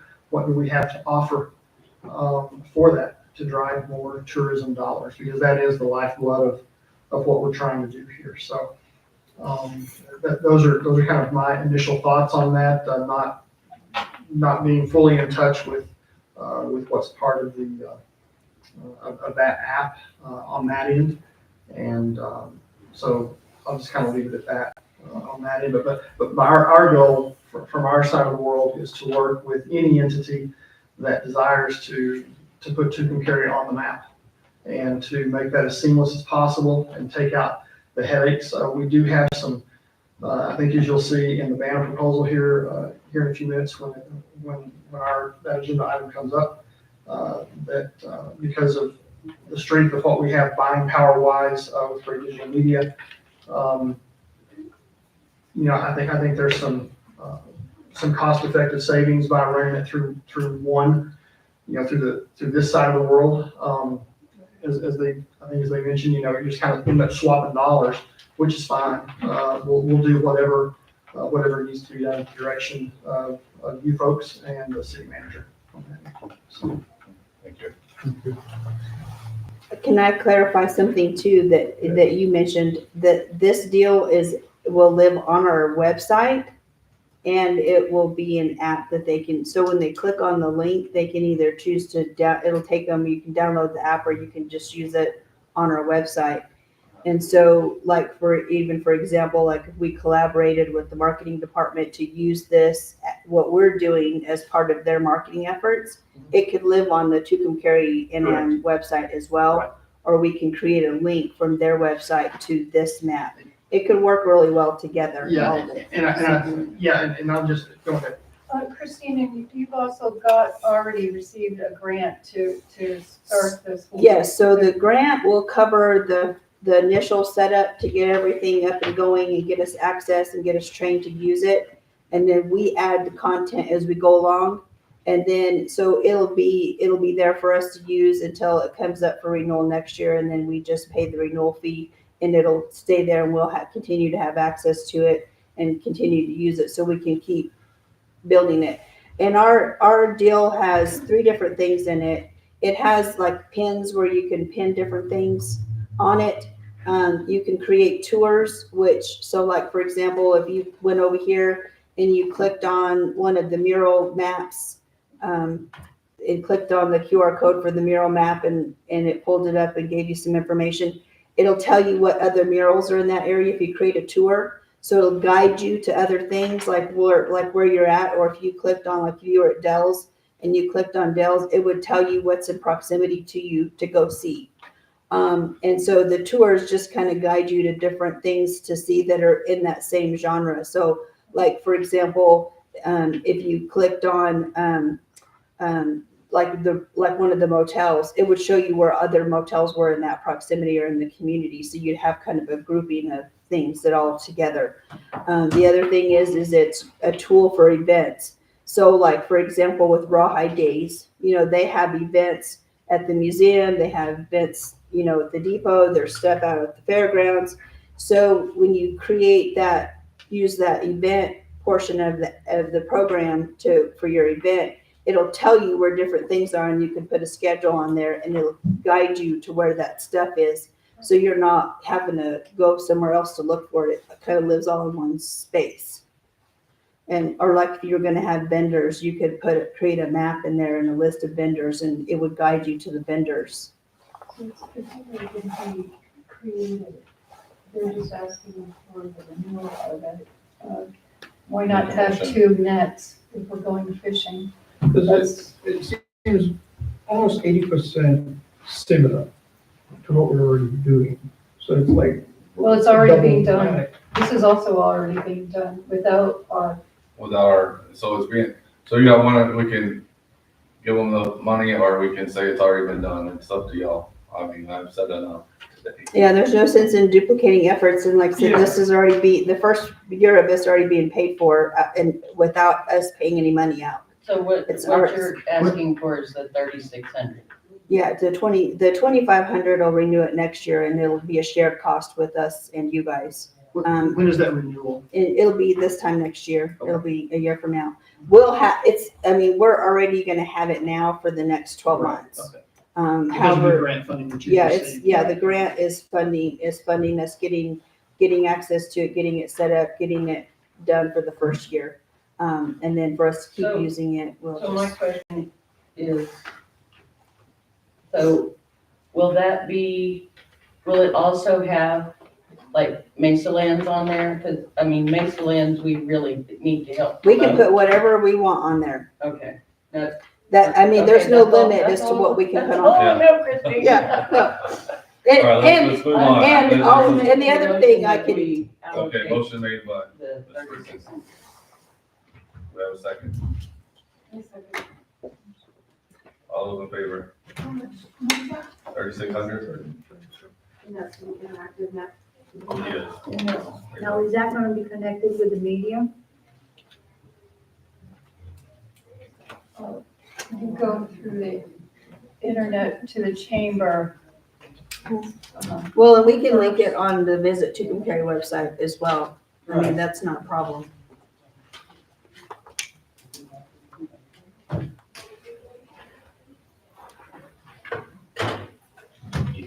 Do you want me to get you a copy? I would love that. So we have a motion.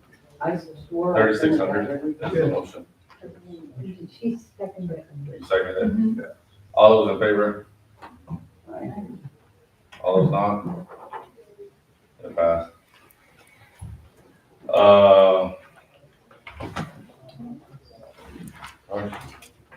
I guess the golf tournaments in Mesa Lands.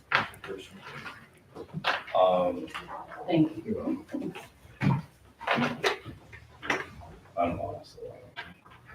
The golf tournament with Mesa Land is really a good thing because any money that they make goes towards the college foundation. Yeah, I mean, it goes towards the students, right? Yes, ma'am. Goes to the scholarships with the foundation. What's the foundation do with their money? The foundation provides scholarships for students. They invest the money into, what's the right word? Where the interest then pays off, and off the interest, then you're able to utilize it for scholarships. Thank you, Chuck. Yes, sir.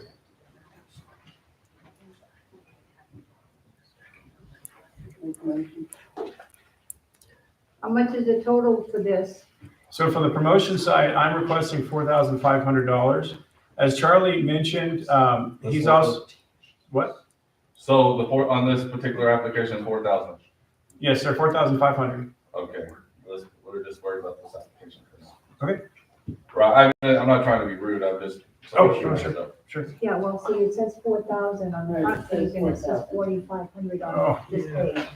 Well, Yeah. Clerical error, 4,500. If you add up on the other pages where all the things listed there for advertising, that was coming to 4,500. So it's a clerical error on our part, and I apologize for that.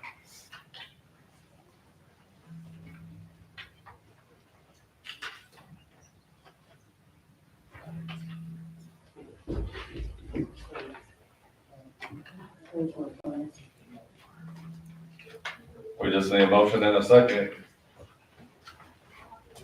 I motion that we give them 4,000. 4,000, okay. Do we have a second? Second. All those in favor? Aye. Mason Lands billboards. So here's the problem about the bill, in my opinion, billboards. Advertising, this is on page 12 of the application. Advertising, 100% of reimbursed funds must be spent on advertising outside of 60-mile radius of student care. So, according to that, we can fund one billboard.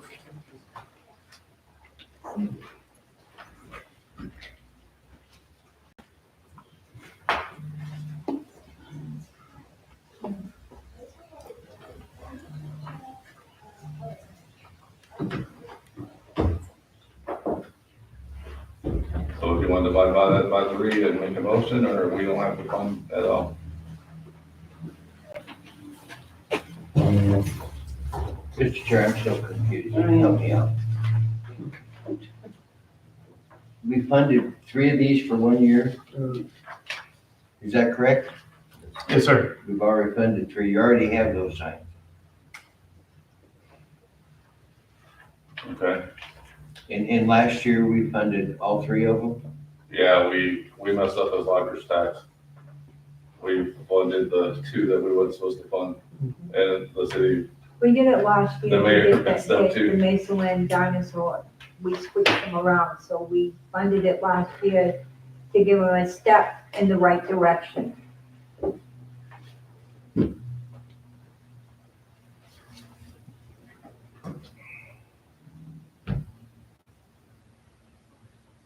So, How many signs do the city of Tucumcari have? We have 5, right?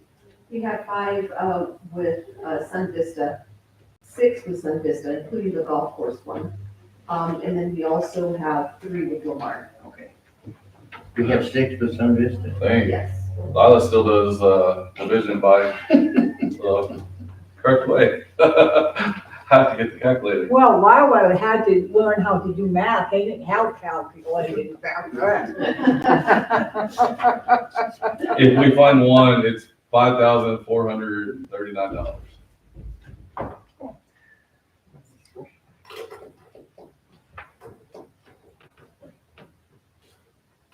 Well, that's up for discussion. So can I just ask, what is the confusion, or was it the board? The messed up boards, Last year? because we funded 2 boards within the 60-mile radius for the Mason Lands. And then the page 12 of your application, it says it must be spent on advertising outside a 60-mile radius of Tucumcari. Okay, I'll just be devil's advocate here. We have the ones that are further out. As people get closer to where they're supposed to turn off, maybe it is better to have a reminder. Maybe, even though it's within the 60, maybe it has more impact by reminding them right there. but it's not the rules. I know. Yeah, tourism has their own rules that we have to go by. You have some of these. So, They're all 3 are Lamar. No, 2 of them Then they are, give me yours. they can come back and ask for more funding. Give me yours or the city? The dinosaur ones are all Lamar. No, sir. Oh, No, sir. 2 of them are Lamar and the other 2 are Canyon. oh, okay. Yes, sir. All right. What do you want to do? We can do the one. I'll make a motion. Then it's up to the executive if they are interested. A motion that we give them 5,439 for the sign, the billboard sign, 60 All right. miles out. What is the amount you said? 5,439. Do I have a second? Motion made and seconded. All those in favor? Aye. Aye. All right, good job. Main Street, the M&M golf tournament. It's a month and past. Last year they asked for 10. Yeah. They did 9 to the 13 that they're planning this year. Oh, they did add, yeah, you're right. 4. They added more. Added some more, and then we also said they were gonna come, they're also gonna be doing that. It wasn't a very good Mexico application, I don't think. thing, it was any- Yeah, that. Okay, I'm from the East Coast, I don't know nothing about that. I'm not supposed to. And it does run there a lot of people. I agree. Lots of people go. Yeah. Lot They of do, people go. stay. And they usually stay. People with too much time on their No, people that have a life. All right, don't be shy, let's make a motion. I make a motion for the 13 tournaments. And then- For the 19,000. Is it 19 or 17? Did I write down? I have 17. Okay. Make it, but we have to have him give some to Jane. I'm sorry, what was that, Matt? 19. Motion made for 19. Okay, second? Is there a second? Second. All those in favor? Uh, Okay, did we forget anything? I've got a question. Okay, So everybody that's getting funding, they do have to do a report once the events are over and. yes, and it's a reimbursement. They do a report within 90 days. I'm not sure what page of the application, but yeah, you're supposed to do a report within 90 days. And then Didn't we- reimbursed. Didn't we change it to 30? No, so page 3 of the application, the final report is, required 90 days following the event. Failure to, file this may result in denial of future requests. So if everybody that's asking for funding, how they come back and do the reports? No, this is, okay, so they're asking for funding now for next, for 2025, for July 1st of 2025. FY 26. So, Rattler Union, they're having their event in August. So they're gonna have their event, they're gonna pay for whatever they paid for, and then they're gonna send us, a report, and that report is, checks, canceled checks and everything else. Once we approve the report, it will go to the city and they'll pay out So my however. question is, did they come a report for All last right, year's? Rattler Union did. The golf person, he came in. The only one that college came didn't- in. Huh? The college came in, College came in, okay. yeah, Rawhide didn't ask for anything last year. I think there was a baseball tournament that might not have came in. Yeah, no, they didn't come in. And fired up. Fired up come in. Yeah, They Connie did came pretty in. good on their report. So how does if you're approving just $200, we can less or more, how do? Well, we're not paying more, but, well, we can pay less. So we pay based on the invoices that they submit to us to show that You can they. have it. No, we can reimburse them. I got another question, I'm sorry. Okay, no, that's fine. So back to the billboards for the college, this was coming, one billboard was coming out of promotion, right? But couldn't the other two come out of the executive side? Yes. That will be your blessing. Yeah, which we have no say on the Yeah. executive side, city commission does, right? Yeah. you're They're right. not gonna make a decision unless it comes from, on a recommendation from the board. That's been a precedent that's been set for a while now. For a while, it's not in the statute. We can still go around that if it's necessary. But previously, and I believe in it, this is a good thinking board. Yeah. And they should have an opportunity to make a recommendation. We can always change that. So my suggestion is 2 things. One, dinosaurs and kids and families has always been a bang for buck for us. Second problem is that they collect ticket sales over there. So you see my thought is very balanced on that. But yes, I'm very comfortable if the executive side is interested in picking up the board leasing. comfortable if they can manage the vinyl cost. They should be capable Yeah, of me managing too. vinyl I costs agree if with they're that. collecting ticket sales. So, Madam Manager, Yes, Mayor. when we get into a situation where we know where we are financially, then I think that'd be a good idea. To look at that, and we can run it through them again or whatever.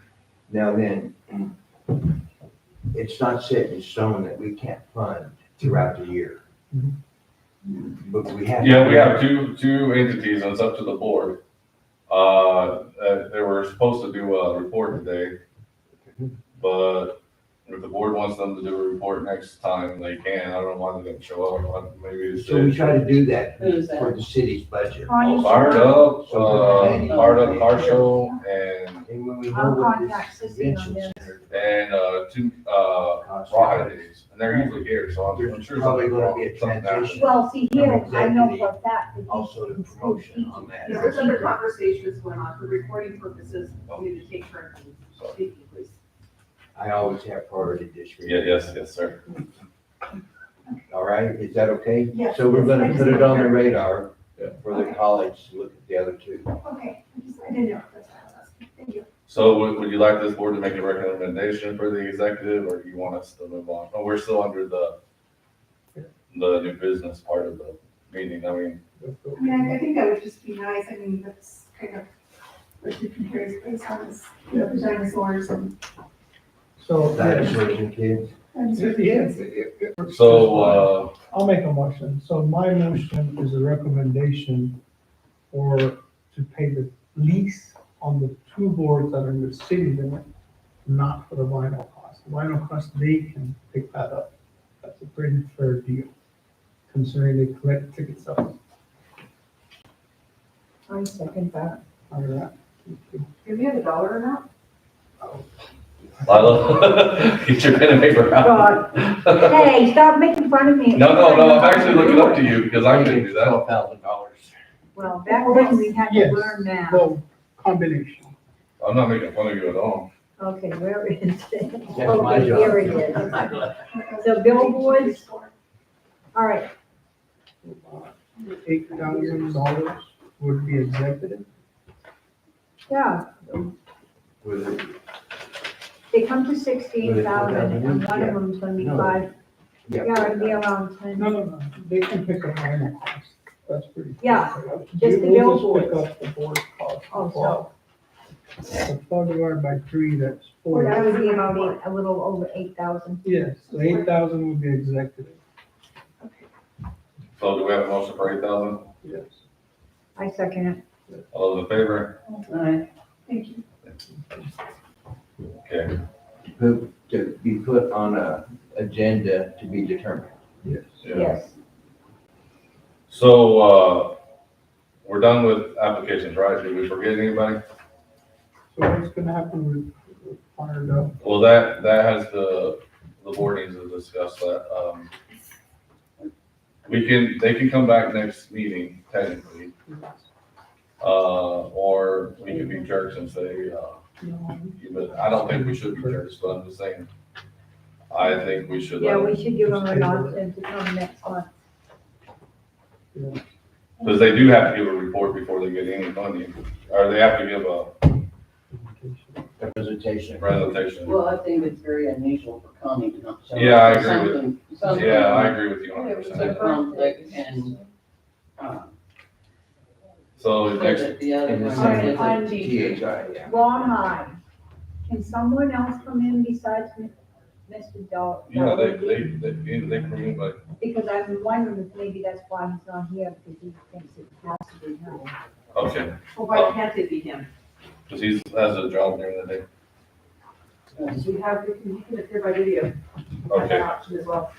Well, he's a teacher, so time-wise, it may not be, So, yeah, but somebody else can come and make a So presentation. next month, they could do their, and I think somebody can do that.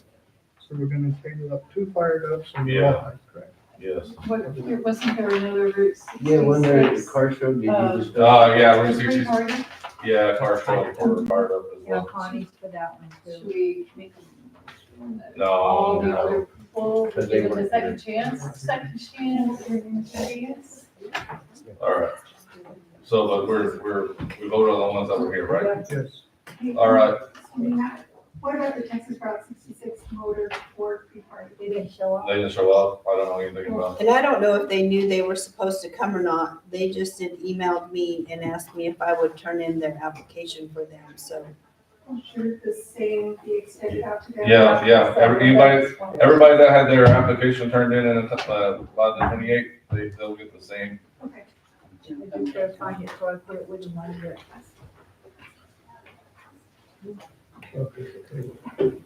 All right. So we ready to move on? All right, marketing firm.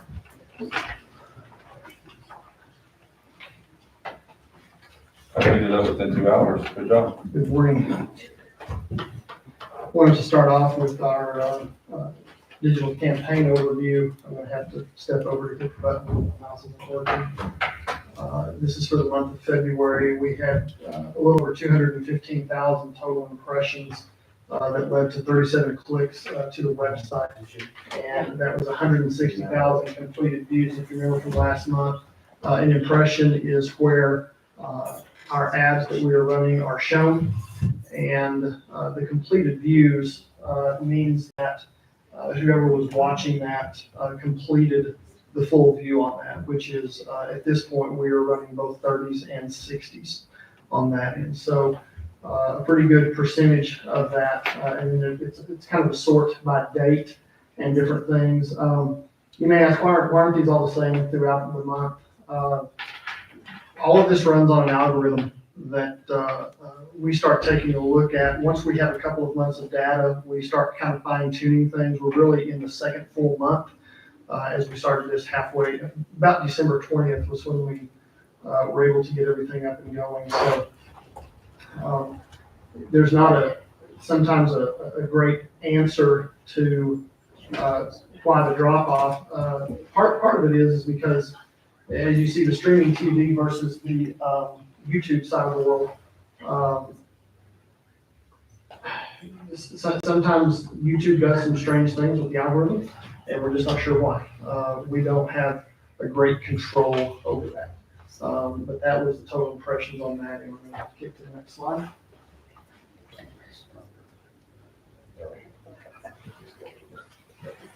So on our streaming TV, 58,922 impressions. This is on any connected device that you are using, from a TV in your home to a tablet to your mobile device, where you are accessing any sort of televised content. That could be over Roku, it could be over Fire Stick, it could be on foxnews.com, it could be on anything, whatever you're accessing on that end. And those were, those total impressions that we had, there were 58 of that total number from the previous screen. Almost 60,000 of those were pushed via streaming. Reached 17,000 folks with the frequency of 3, so 17,000 folks saw those 3 different times with a video completion rate of 98.42%. That's such a high completion rate because most of those are not skippable in terms of that, because of how we have them tagged into the system. When you get on there, sometimes you'll see 6 to 10 to 15 seconds and it'll say skip.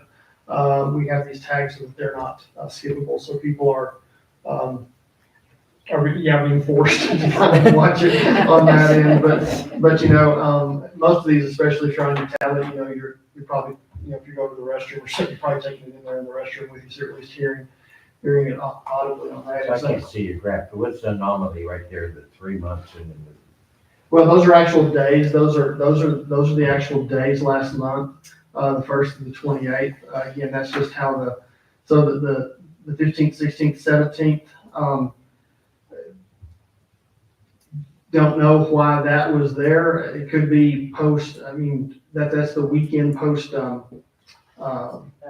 Valentine's. I couldn't think of the word there. Post Valentine's Day on that end. So again, these are all algorithm driven. It's and the algorithm doesn't say, oh, we decided to do this on this day.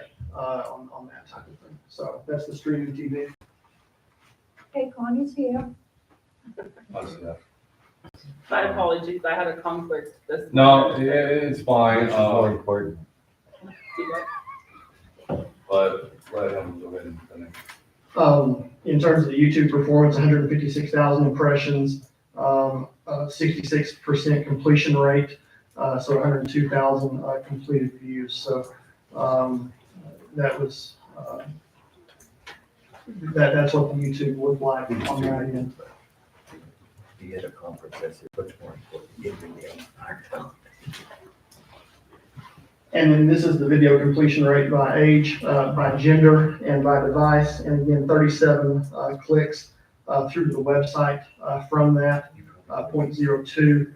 I believe last month was 0.03. We're down just a tenth of a point on that end, but anything above 0.01 is considered very solid on that end. And so the other thing that we look at as we get, and we really need to look at about 3 months worth of data. So the month that we're currently in, that's just started the last few days.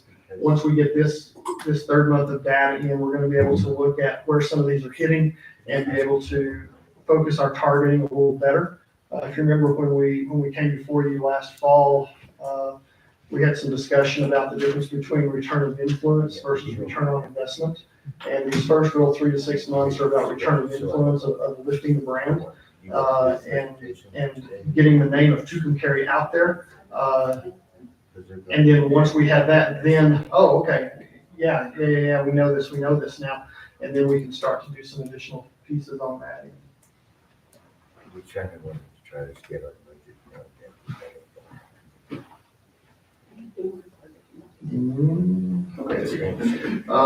And these are impressions by age and gender. Pretty much runs the same. There's a little more unknowns, and that is totally dependent upon how people enter information into their device on that end. And then impressions by the devices, you can see the connected TVs, the mobile, the tablets, and the desktop on that end. So the connected TV is really where most of this, about 95% of this is hitting. And that's where people are watching everything, is just on their connected TVs. So that's that report on that side. Any questions on that end? Well, these are a lot of numbers that, what we're showing is this is hitting our marks that we had set internally and exceeding them. And we're happy right now in terms of the return of influence with where we're hitting. If we weren't, we'd be telling you that, but we're pretty happy with it. With the performance so far on the YouTube and the streaming TV platforms on that. They take off 20%. Any questions? That's okay, I have 30. What I'd like to do now is show you a commercial that is almost finished for the snowbirds. We want to roll out this next week for focusing on that. And so I will step over and get that queued up.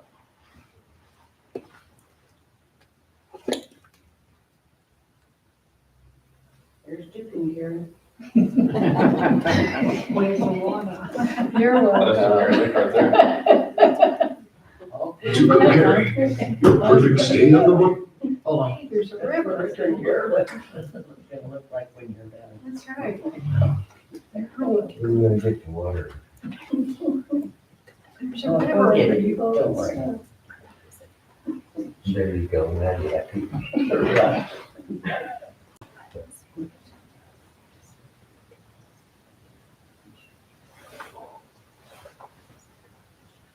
Hmm.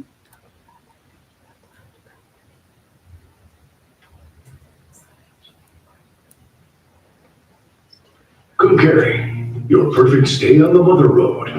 It's not just a stop, it's a destination. A place where the past meets the present. Whether you're exploring Route 66 history, enjoying the local restaurants and shops, or experiencing our stunning Southwest landscapes. Don't rush, stay and play. Cast a line in the morning, perfect your swing in the afternoon, then relax as the sun paints the mesas. Tucumcari, tonight, tomorrow, timeless. Let me play that again. Hopefully that'll buffer a little better on that end and we can discuss it. Tucumcari, your perfect stay on the Mother Road. It's not just a stop, it's a destination. A place where the past meets the present. Whether you're exploring Route 66 history, enjoying the local restaurants and shops, or experiencing our stunning Southwest landscapes. Don't rush, stay and play. Cast a line in the morning, perfect your swing in the afternoon, then relax as the sun paints the mesas. Tucumcari, tonight, tomorrow, timeless. So this is our ad that we'd like to start focusing on the snowbird folks in the greater southern Arizona area as they start coming back and along those routes. So thoughts? And I know that there's, I mean, if you haven't caught what I've already caught, we know we've got a few changes to make on that end. And I want to make sure that we're all seeing the same thing. First of all, that opening scene is not New Mexico. That's an Arizona shot. They're working on that. Finding things that are actually New Mexico in terms of these are actually fairly difficult. Most of the Southwest stuff is based out of Arizona. And, for me, having lived in Flagstaff for 15 years, I'm very well aware that those cactus only live in Arizona. They don't live over here on that end. For that, obviously, how the gentleman pronounces Tucumcari is an issue. He hits the last A a little harder, and that's something that we're getting revoiced on that side of the world. But, with the whole goal, we thought we'd hit the history. Obviously, the dinosaurs, the mesas, stay and play, fish, golf, and then we came. Food thing. Go ahead. The toss and the food thing. Yeah, that's another. We don't piece. have. Yeah, you don't have anybody who does that. Yeah, that's it. So, no, and again, these are concept pieces that, that's in my notes that, hey, we've got to change that, on that end. So these are things that when I give them concept notes, that's just what they throw in on that end. So those are the things that I'm. That you can take out. Yeah, any of that on that end. So. Rolling out some tortillas. Yeah, again, some of these things are, obviously a lot of this, some of it's stock footage, some of the footage we have from the city on that end from the Mexico Tree campaign.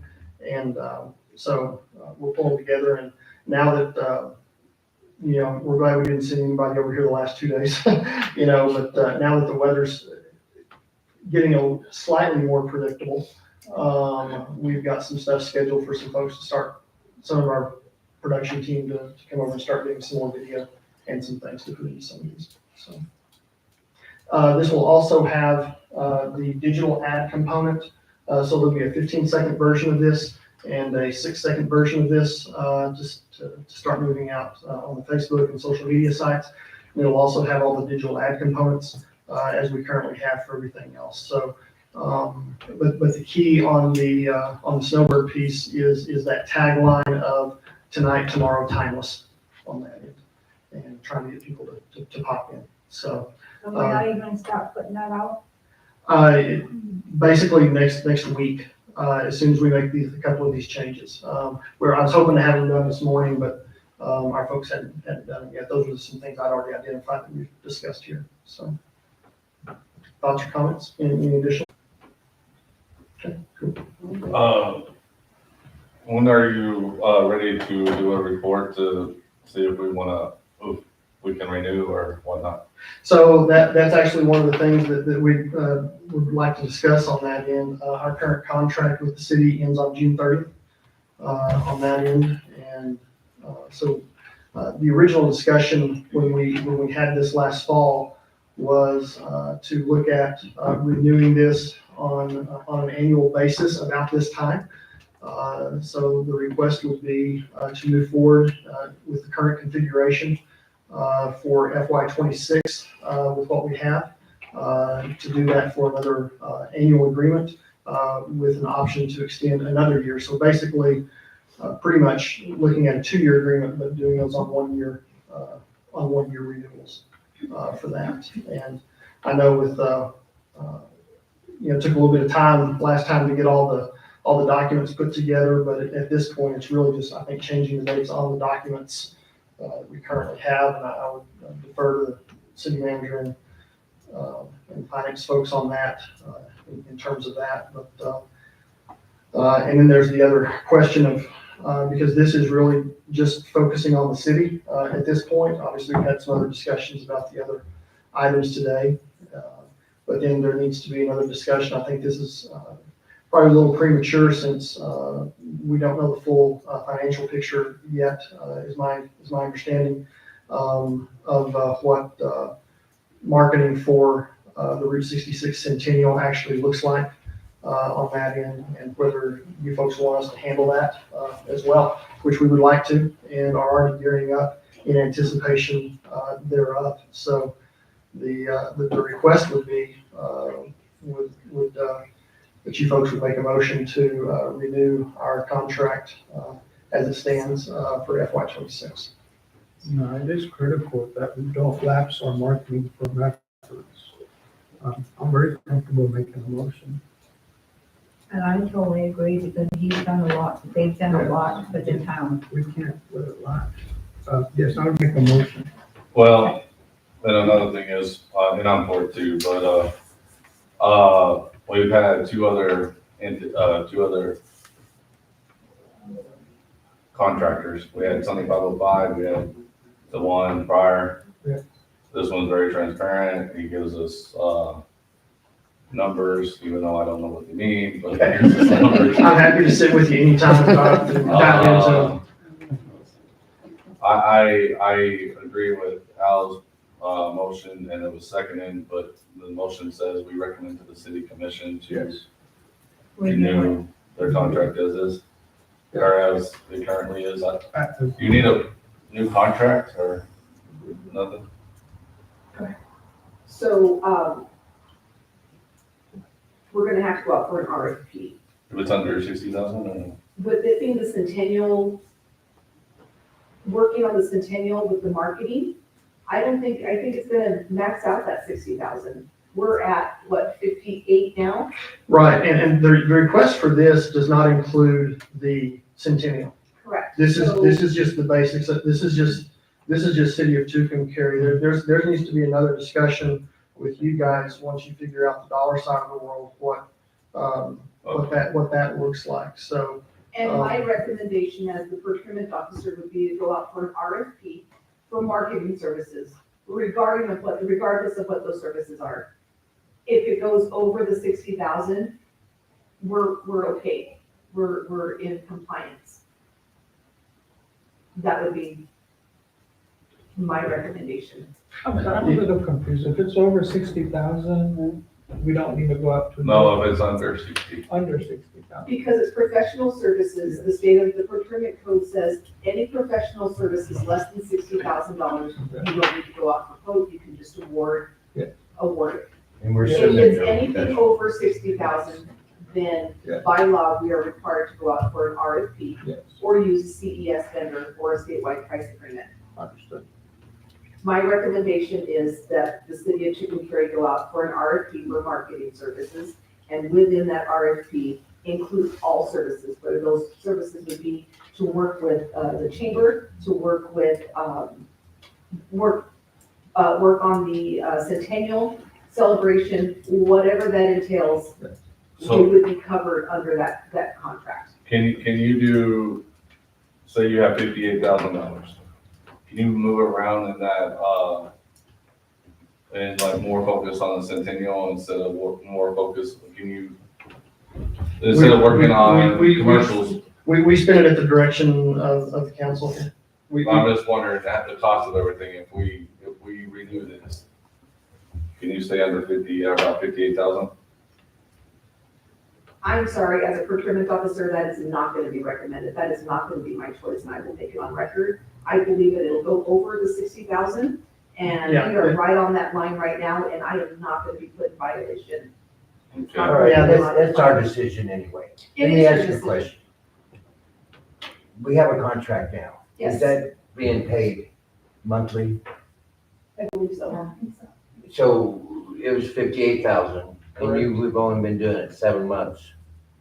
Well, we actually, when we got started, it ended up being basically in mid-December when everything got rolling, once we got everything signed and everything done. So my question is, that contract is at 58,000 through the end of this FY. So you're billing over Yes. the 112. No, I didn't understand that question. For the 6th, since December, you're gonna bill 58,000. Correct. Through the end of June, through June 30th of this fiscal year. I think it's 58,000 and change. I don't remember the exact numbers. So actually, we should have double of your performance plan, whatever is spelled out in the contract.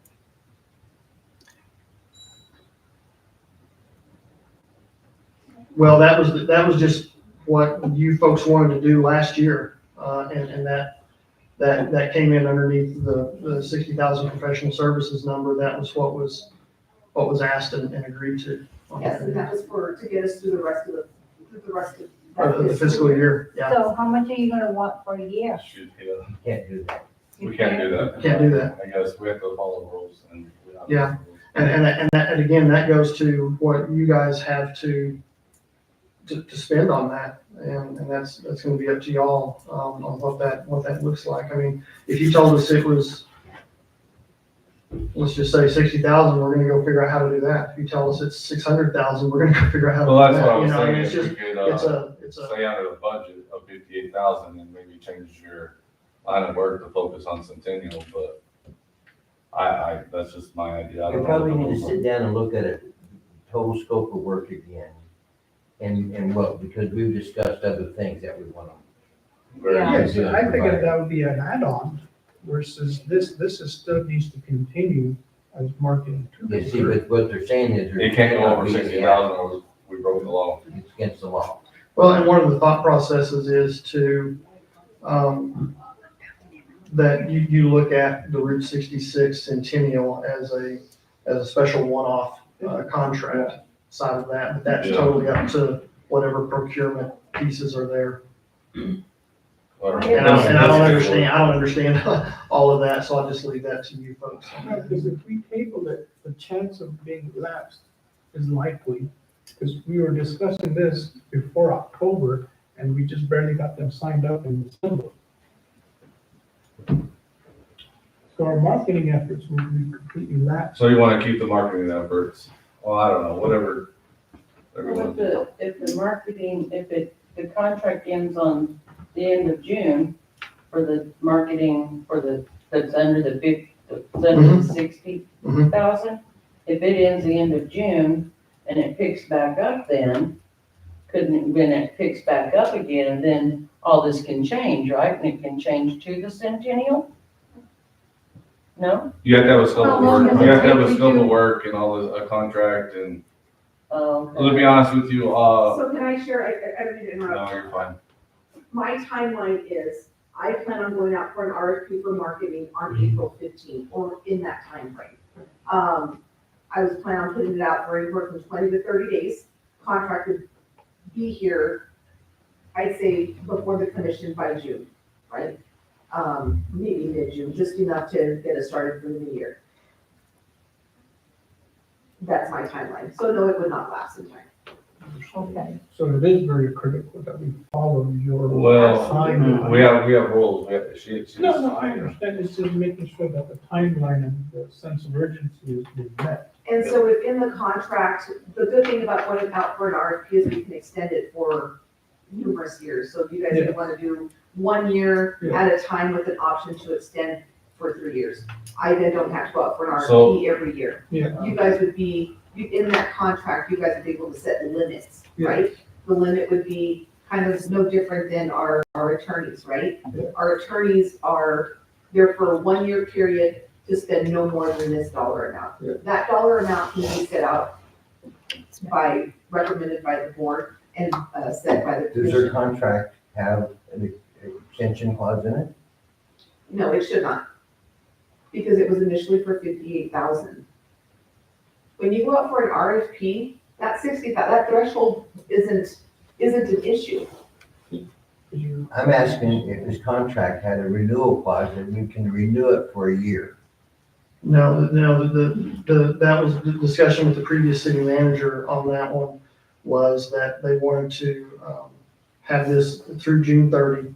And then the original goal was to have it renewed by the end of this last fall. before she had stepped away, and that didn't happen. That was the original discussions. So Mayor, just real quick, that contract is, for $58,000, right? I lost my train of thought, I'm sorry. It's for $58,000, renewing it at this time for $58,000. Like I said again, I believe it's gonna go over the $60,000 threshold. We're already at 58,000. No, You know? I'm just saying, if it's the same scope of work, and it's gonna be $58,000. Yeah, I mean, if it goes over, we won't pick, the city They can't can't pay go it. over. They can't go over it. But we need to sit down and go over it again, because we were rushed through this. Sure. And look at a definitive scope of work, because we just discussed adding some more stuff to them. Right. But we can't have separate contracts for the same vendor for different projects. I understand that, I understand that. As long as it's But- in its entirety. What I'm getting here is, the city commission is gonna decide what direction we're gonna take with the lodger's tax on an RFP, correct? I was gonna go out for an RFP. I wasn't gonna bring it before the commission's approval. We need a marketing RFP. My professional opinion is we need an RFP for marketing. Even if we renew it for 58,000 with the Centennial stuff added, possibly adding to it, we are covering, it's CYA for the city if we go out for an RFP. That's your recommendation, but it's up to the city Absolutely my commission to decide if we're gonna go with RFP with marketing again, is that correct? We can put it on the agenda and you all can make that decision.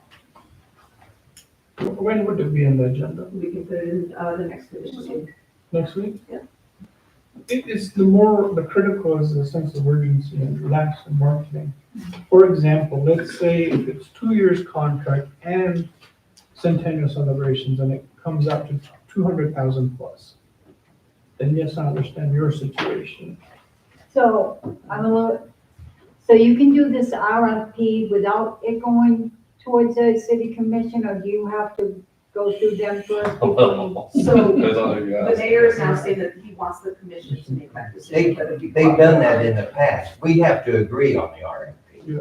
Okay, So, Based on and I don't know if this is out recommendation here, of the but committee you have to take the cheapest one, or if somebody offers something RFP. more, Capabilities. if somebody's, offering like 15,000 more, but they're offering more incentive or stuff, can we go with that, or do we have to go with the cheapest?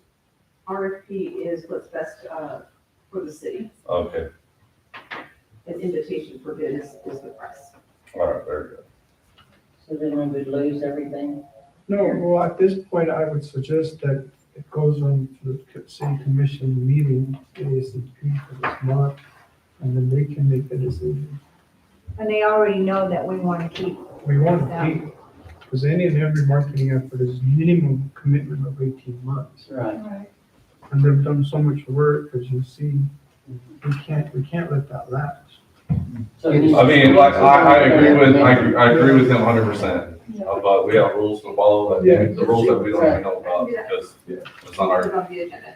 Should be in the. Well, let's look at it, send it to us or something so. about the scope of work that we're looking for. Situation. Do we even know what If we're we want to looking add for in stuff for them marketing? to do, then it's over the 60,000 threshold. Right. So if we can bundle what we want and our objectives. Well, I was thinking if he could work on the Centennial for 58,000 and change the scope of work, but they Rob still was said no. never under, she was always under No. 60,000. Should be. Yes. So we have never So we'll really have gone to out bundle and everything for and marketing. bring it back. Yeah, the first time, the Lake Moon and, or the Sunny 505, Yes. And then we can pick and choose who we want. It's not the cheapest. And they didn't even want to talk 7505. Yes. about. And they were awarded the contract for marketing services. There could be a On possible this work age, session 2015, after their 2016 meeting. oh, okay, let's move on. Are you, Oh, no, I'm not even Okay. supposed to be done. go ahead and finish your, Can we take a break? no, still on. Okay. Do you need a break? Yes. 5-minute break.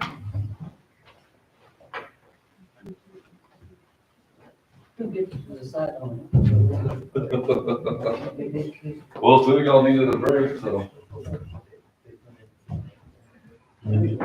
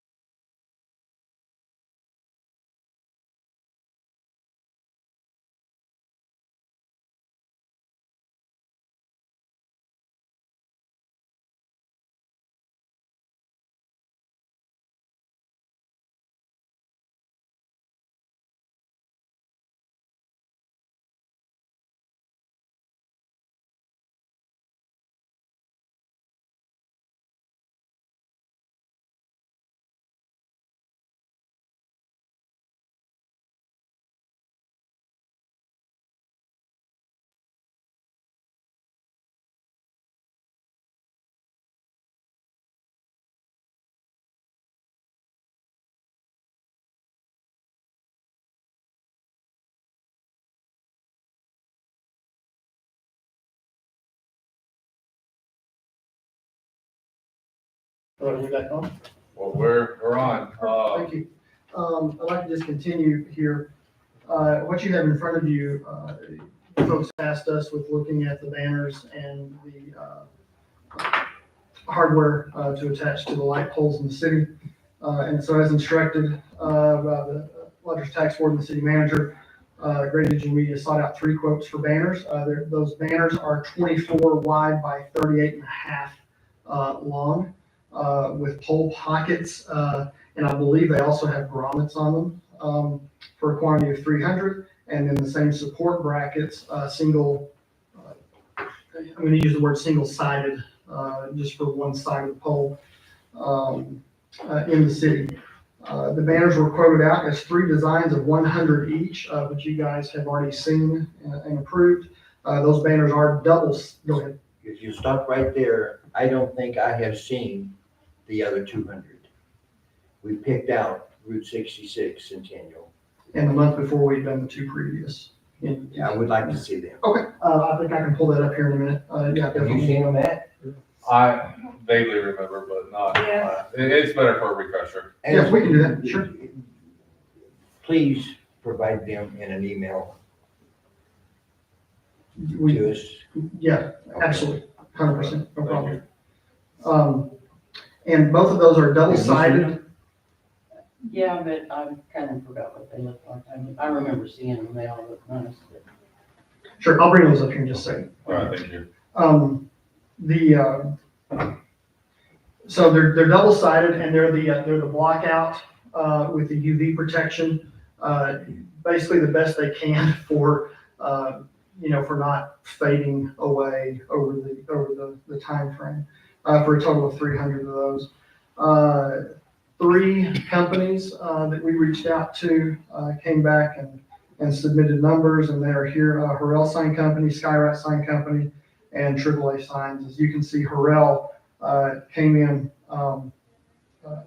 extremely expensive on that side of the world, and Do you know why is it because they have better product, like they will stay up? no, Harrell doesn't do them locally, and they actually sub out another company to do the signage on that end. So you are comparing apples to apples. I made sure of that. So they're all 28-ounce weight, the blackout, the pole pockets.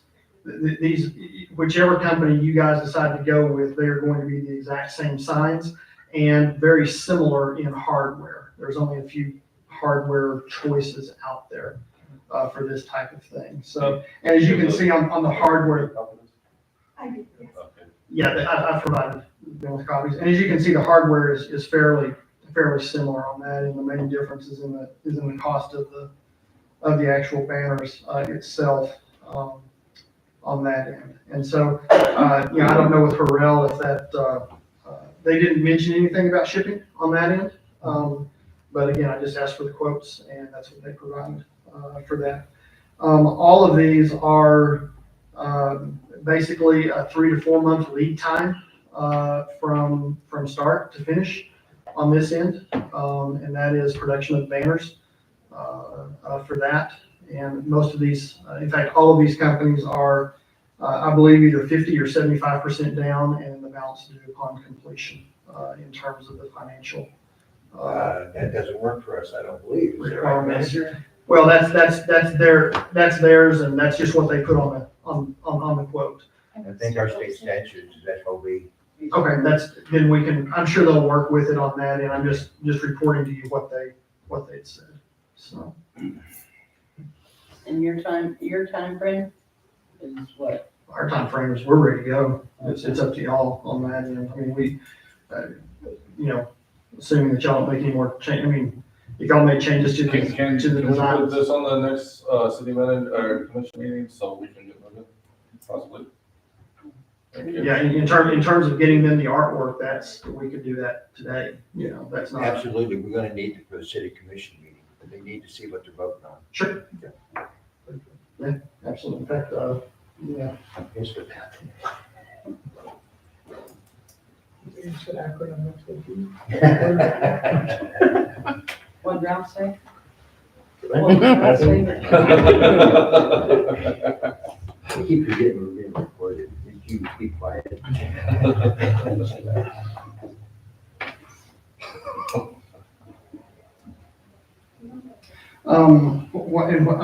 I can continue speaking while this is coming up. So, any other questions as regards to that in No. particular? Okay. One of the things. I'm sorry. Check off my list here.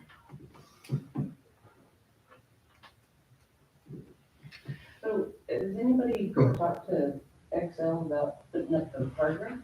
Well, Or is that, initially, they're putting the cart before the horse, isn't it? I'm sorry. no, initially we did have them at the table in November, Right. so they were very agreeable about putting it Right. out. So I'll definitely revisit them, okay, hey, we're very close to something on that line. He talked to Excel and they said yes. And then, Plateau. Oh, okay. Yeah. Which would not mind helping you. I don't think they understand how big a job that's gonna be. And then Excel says, oh no, we can do the whole thing ourselves. Right, yeah, I remember that It's probably for conversation. liability. I know they agreed to do it, And it's like, I'll send these, but When? this was the one that you guys directed us to go back and put, the Tucumcari, US 66, for the Route 66 banner. Right. On that one specifically. Okay, so that was, that had the silver, round 66 on it. If y'all remember that. I think I'll actually be able to show it to you here. Bear with me.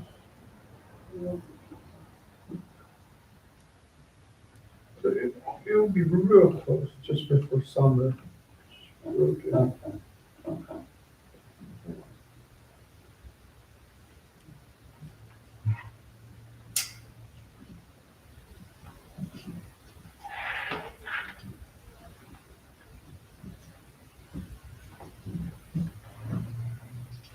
And for some reason, my internet's not allowing me to open these other images, but I'll try to find them. Because we haven't paid the bill. I mean, you could email them if you want. I did, yeah, and I will, but I just wanted to quickly try to give you that. The one thing that, and this goes a little I further. forward everything I get to you, to everybody. Sometimes you have to look in your spam, Okay, that's maybe. just so you know. This goes a little further into the Centennial discussion and things of that nature. As we are building out the current city website and things, we're also building out the larger Route 66 app, which you can carry at the center of that. And one of the things that we found in the last month is that the word official is a nice word to have. If you go to Freona, Texas, they're the official cheeseburger capital of the state of Texas. Okay, that's great. And they have a cheeseburger festival. You know, you go to some other places and they're the watermelon capital or whatever on that. So I don't know if there's anything currently that the city of Tucumcari has as the best, the biggest, the brightest, the official, whatever. We got an answer for you. Okay, what is that? It's public, I don't want to say. What do I say all the time? We're the pothole capital.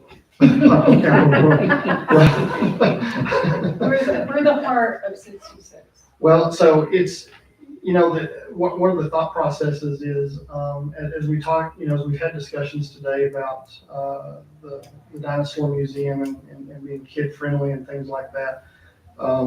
This is something that I think over the next couple of meetings that if you folks want to have that discussion about, you know, and again, an official designation is simply that, an official designation. Don't have to apply for it? Yeah, you kind of name Like the yourself. Mall of America. Yeah. Should be the heart of 66. You know, We're well- close to the center. Well, again, there's a lot of things that can be there, but we're looking kind of for an official thing to kind of tag this to it. You know, you've got, when you go over to Adrian and Midway, you know, you've got the midpoint and things like that. But that's something that we're encouraging y'all to think about, whether it's, you know, the official dinosaur museum of Route 66, something like that, if you wanted to play off of things like that, or, you know, play off some neon signs. I just don't know what, you know, again, probably Albuquerque has more neon signs than Tucumcari does, but, and I know there's different focuses, for different pieces, but that's a piece that, kind of looking for a stamp, to kind of put on it. Well, I know when I first moved to this town, the first thing that impressed me was how friendly and welcoming all of the people in Tucumcari were. And that's changed, huh? Harvard 66. Hey, I'm still. That's what I'm tagging my properties and Tucumcari on all the marketing that I do for, just as Joe Schmo. So all the Route 66 Facebook groups that I'm attached with, I always put Tucumcari at the heart of 66. And it's like, I just want to keep, you know, because Sure. Adrian does, they are the middle, but they really don't have much to offer, and we are very close to the center of 66. Right, yeah, no, within spitting distance on that. Yeah, So- and I just think, look, you're right, I think it's our friendliness, I think there was a marketing firm that did, maybe it was you guys that had a little survey, and I think one of the things that came up was that everyone had put was that it was our friendliness that everyone kind of. Yours. Well, once you get to know me, then not so much to, but. Yeah, he just likes to pick on everybody. So that's a conversation I would encourage you folks, to have on that end, in terms of, proposing some possible ideas or things of that nature. One of the things that we are currently working on in building out, the website is having the ability, and this was mentioned earlier in terms of like, tent cards or things to have in the local businesses that has a QR code on it. To capture, really what we really need to capture is a name and an email address from people. And in terms of switching the website with what we have now, we have the ability to do as much email marketing on that side of the world as you want to. Newsletters, other things, any sort, anything that you would use through any other paid service is included in the website side of the world. So what we're doing is coming up with, whether they be rack cards or things to put at the hotel or the restaurant, whether they be 8.5 by 11 with a little plastic, clear see-through covers, or a tent card. We want it to be something, and obviously it's going to have to be the ownership of these different entities directing people to, hey, go do this. It's going to have to be an active effort. But what that'll do is it'll direct them to a form on the site that says, hey, for more information about Tucumcari, enter your stuff here for, and then as we build out the calendar and put all those things, we'll start emailing those to people, obviously months in advance, not a week in advance, especially if you're over in Missouri or, Arizona or wherever. Hey, let's go do this as you're planning those trips. And so that's just another tool that we're going to be using. But that's in the works right now. We should have that up fairly quick and have those ready for everybody to do. So, and it'd be something fairly simple that, if that they could just really print out on their printer. We're not trying to spend any extra money on this or make this a big deal, but print that out, tape it to your counter, or get one of the little plastic. I think I'm talking about the little holders, and put these in it for the different businesses in town, and that's just going to drive people back to the website, because that's what people are looking at is the website, and so we're in the process of building all that out. So,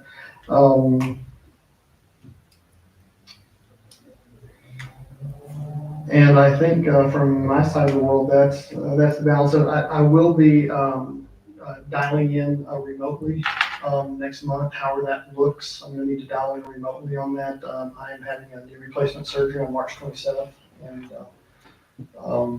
So I will be, You'll be out by, I'll be out same day surgery, for the knee replacement. I don't know that I'll be, yeah. able on that first, Wednesday to make the drive over here. So how we can, if y'all can facilitate or accommodate Zoom me in or whatever whatever it looks like, we can do that on that and so that I can participate. So, Yes, I do have questions. You got together, you got 2 for 1. Yeah. yeah, and you can be in the third room. He's getting it too. Yeah, all of us can do it. We already have together. Were you able to do all the asset collections from Fast TV Network? That is still, I just had a conversation with Mike yesterday on that. We've given him the Dropbox upload piece, and he said he uploaded them. We haven't seen it yet, and so I am getting my tech person with his tech person. It's apparently a massive amount of stuff on that, and but we in fact my conversation with him yesterday was, hey, can we get a specific time and do a test of one of them so we can make sure that the stuff is working, but we're ready to receive it on our side. But I think it's a technical issue that that's above my pay grade. So I've enlisted our tech folks to get with his tech folks, and we had that conversation yesterday. So Okay, understood. With the topic of asset collections, as we move into events and golf tournaments, we would need images. Yes. And videos for our YouTube channel. And Correct. stuff like that. Yeah. So any events that you guys have coming up, just like we did when we had the Fired Up event, came over and shot some stuff there. We had that sizzle reel that we put together for them.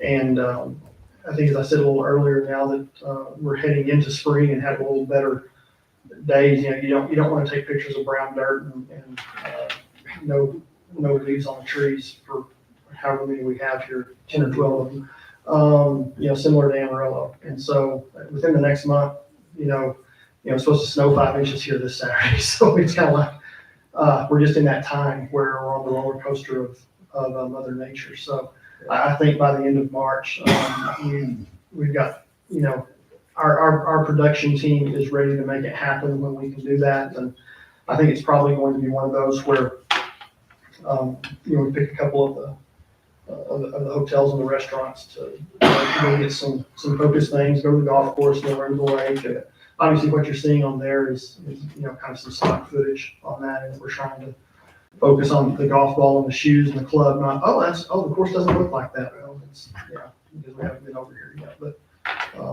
that's absolutely in the works and on the schedule for our side. And that will include drone footage on our side as well. So. Speaking of collection, with the interactive map being approved today, and they have access to data, I'm assuming they'll be very cooperative in sharing data. Yeah, and that's something that we were just in the break briefly discussing. Putting those links and linking back and forth. It's always difficult when you have public and private partnerships on that end. And so just making sure that from the public side that we're following state guidelines and rules and regulations on that, and that's one of our main priorities, is that we don't run afoul of anything to get us or the city in trouble first and foremost. But anything that's within the bounds that we can do, our goal is to work with anyone and everyone. Of course, then you end up with 15 chiefs and 1 Indian on that end. And so there's that's where some discussions probably need to be had about what that kind of looks like moving forward, especially as we roll into Centennial time. So, and just from a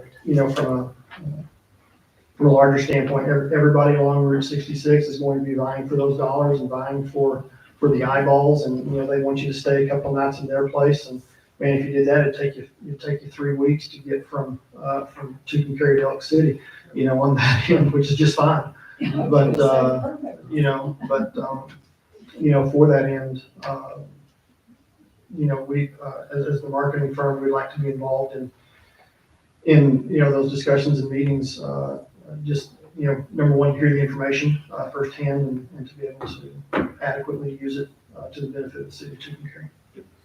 As a part of the marketing firm, our initial investment with the golf course, with the billboards and all the events they have coming, I feel that they may need a little assistance from the marketing firm. Sure. To reach out to some of the other courses and clubs. Yeah, I think there's a piece of that where, you know, I think from what I heard from your golf professional, that he knows everybody and anybody, and when you're within an industry, you tend to know who the people are. And I think that's something that we can, obviously we have on our local affiliate, CBS affiliate KFDA, we have our Second Cup program from 9 to 10 a.m. Central Time in the morning, which is 8 to 9 a.m. here. If you watch that, and as those events come up, you know, we're definitely amenable to having them, and they can come over to the studio and do it live, or we can pre-record those via Zoom, you know, the day before type of thing, and do some additional marketing on that. And that's absolutely some stuff. There just hasn't been an event yet really to kind of do that from a city perspective over the winter time yet. So before COVID, there used to be a walking tour in Tucumcari. Okay. And guests would turn into a radio station at the designated spots to listen into what that point of interest was. Sure. So like the designated would talk about its Statue of Liberty and all that. And ever since then and now, all that equipment has been outdated. We're living in a very digital world. Yes. I'm willing to volunteer my time and help you chase some of that down, where we can digitalize it and go to YouTube. Sure. Yeah, and again, those are pieces that can be part of the larger discussion that you guys might want to put into, you know, to a potential RFP that y'all are looking at doing on that end, and in terms of the scope of work. There may be some pieces with that, with what you guys are doing to add that in. It is a digital world. You know, I'm going to be in Dallas this weekend, going to the George Bush Museum Monday. I know the last time I was there, you could, you know, rent the little headphone pieces for $10 and do the walking tour. I'm curious to see what that looks like this coming Monday. We're planning on going over to the Texas School Book Depository in Dealey Plaza. I'm curious to, you know, to see what those types of things are, what the new technology is, because it's you know, the hope is that it's phone based on that end, so that you're only paying really for software. And you're having your tourists and your travelers bring the hardware that just jumps into it, versus having to spend, you know, a lot of money on little sets or a local, you know, shortwave radio piece, you know. So the goal is about using the technology that's out there with people's hardware that they're paying, you know, Apple or Google, you know, $30 a month for to rent the phones. At this point is pretty much what everybody's doing. So. Because Lodgers Tax had funded all of that equipment at that time, but YouTube is free and a QR code is free. Sure. So this way, any guest or out-of-towners can click and watch the video. Yeah, and that's something that is, you know, as we can help, you know, as we make, you know, assuming that you guys move forward with us in terms of that RFP for the future years, that creating that content, and you're able to put those on multiple platforms, not only the streaming TV and the YouTube piece, but also the longer form content of, you know, 2 to 4 minute segments for each hotel, for each restaurant, getting that piece of history, you know, with the murals and things like that. You know, mentioned earlier today, you know, the story behind the mural, in addition to the person who painted it, the story behind it, and some of those things. There's a lot of folks like me who love that, and my wife looks at me and goes, "Seriously, can we hurry up and go?" And you know, so you know, I need to direct her to the curio shop, you know, the clothes shop, to buy things on that end. So there's all of those types of things to take into consideration. That this is part of the larger marketing discussion that we're happy to entertain.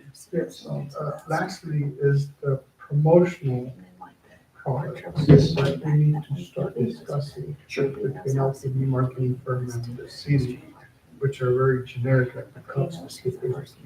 Right. Yeah, and those are all things that from a production standpoint, from a creative standpoint, that would be included in our scope of work currently. there's the only additional charges you guys are having on that is just the actual production of those pieces. Yeah. Just much like the banners and the thing, we're happy to get quotes and go out for you on that, but then that'd be all. Oh, yeah. And that Piece to could do that. be inventoried at the city and then all the nonprofit entities like Chamber and Main Street would come collect. This year we're geared up for our centennial celebration. Yeah, and there's just, the time is now. I mean, we're hot and heavy in it on a lot of different fronts. And so, time is of the essence on that end. So, Yes. as we talked about that, speed of government versus the speed of business. And, so we are ready at y'all's command to move forward. That's all. So if there's any other questions, that'll complete my report for the month. No. Thank you. And I'll get these banner pieces over. I thought I'd already sent them, but I'll make sure that they get resent. I keep hearing that, but I haven't seen them. We had that discussion at the restaurant and you were Yeah. gonna send me some. Yeah. I'll make sure it's sent. Thank you. All right, thank you. City of Timothy? Anything? I haven't. I do have a question. On the proposals that, the board approved today, which is just short of $47,000, did you want me to put it on the agenda for approval, or did you want to wait to hear the other proposals? I wouldn't. Just do them as one? Bill, that's one? I think it'd be a lot better for us, because they give us that matrix graphic Yeah, that you wait for the other ones. okay, Do yeah. them all at once. That's my I think we suggestion. did it early enough in the calendar year that will be fine. Okay. And the next thing was, you already touched on it, was the Route 66 Centennial group. I mean, we haven't. Yeah, I don't know if we want to start over or, I don't know what the mayor And wants to you're do. part of the original group? I was part of the original group. I'm happy to take command of that and, I know there was discussion at Connie Lee too, earlier. And, Tony was also on it, on the original. the only reason we wanted the city involved is because the group was not a 501c3. Correct. And I thought that with the city being involved, any grants comes through the city. But that just fell through, so whatever everybody else would like to do, we need to, We were sort of because we're patterning, getting behind the cart big time. right, we were patterning the discussions, what the state and, the national, committees were doing, so we were patterning ourselves against that. If you're looking for specific events, if that's, what you would like us to focus on, I mean, we basically came up with, we were gonna just try to, increase our focus, glom onto other events that were already happening, and also doing, considering implementing the To Compare Tuesday, which became, originally its thought was going to be a marketing thing, which every Tuesday, something would be happening in To Compare. And we were going to. So, Yeah. yeah, because what I started working on, because I was serving as the secretary, was just compiling all the stuff that all these other groups are doing. Right. So we have a list of, these are all the things that are going on, so we can figure out where we need to fill in the gaps. So on stuff that's going on in Tucumcari, like if the, what Connie's doing through Main Street, what the chamber is doing, what this business is doing, what that group is doing, what the museum is doing, what the Route 66 museum is doing. So that way we have a list of all the things that are going to be going on, putting together kind of a concise calendar of events, and then figuring out how, what avenues we might need to work with the marketing committee to market. Here's some suggestions. Here's where we need to go. Here's some options. So I think really what I envisioned our committee doing is putting together kind of a program of work or a plan saying, here's all the things that's going on. Here's all the things that are missing. Do we want to put on one big kind of centennial event, Tucumcari? If we do, when's a good time for that? How would we make that happen?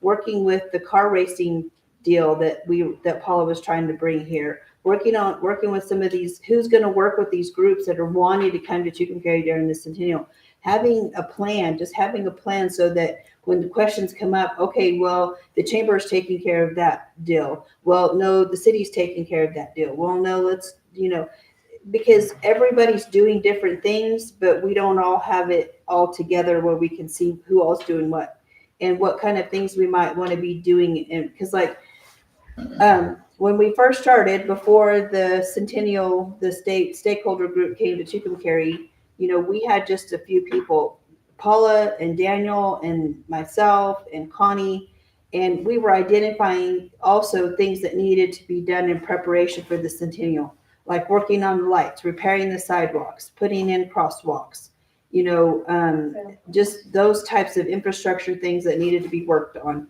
And identifying those so they could be worked. I mean, it was just a whole facet of stuff that we were trying to get organized, and everything, like I said, from, you know, painting the shields on the sidewalk, and I mean, just all the little details, where properties needed to be cleaned up, where we needed to focus on working with the businesses, who was gonna, you know, I mean, just a whole laundry list of things from now all the way through the end of 2026. Anything else for your report? I have a question. Credit card usage on Rogers tax paying, remember that pink form? Yes, I'm working on that. What is that? So, hotels go in, and print out a manual check. Oh, I see what you're. Yeah, so we can digitalize that, yeah. And then, as we're so close to our summer season, our visitor guide booklets, do you have enough inventory to order one? I will verify on the website. Yeah. Because Paula used to keep a list on who's collected what. All of that. That wasn't passed on, sorry. Another thing is that the state parks and recreational, they're purchasing billboards and advertising Ute Lake.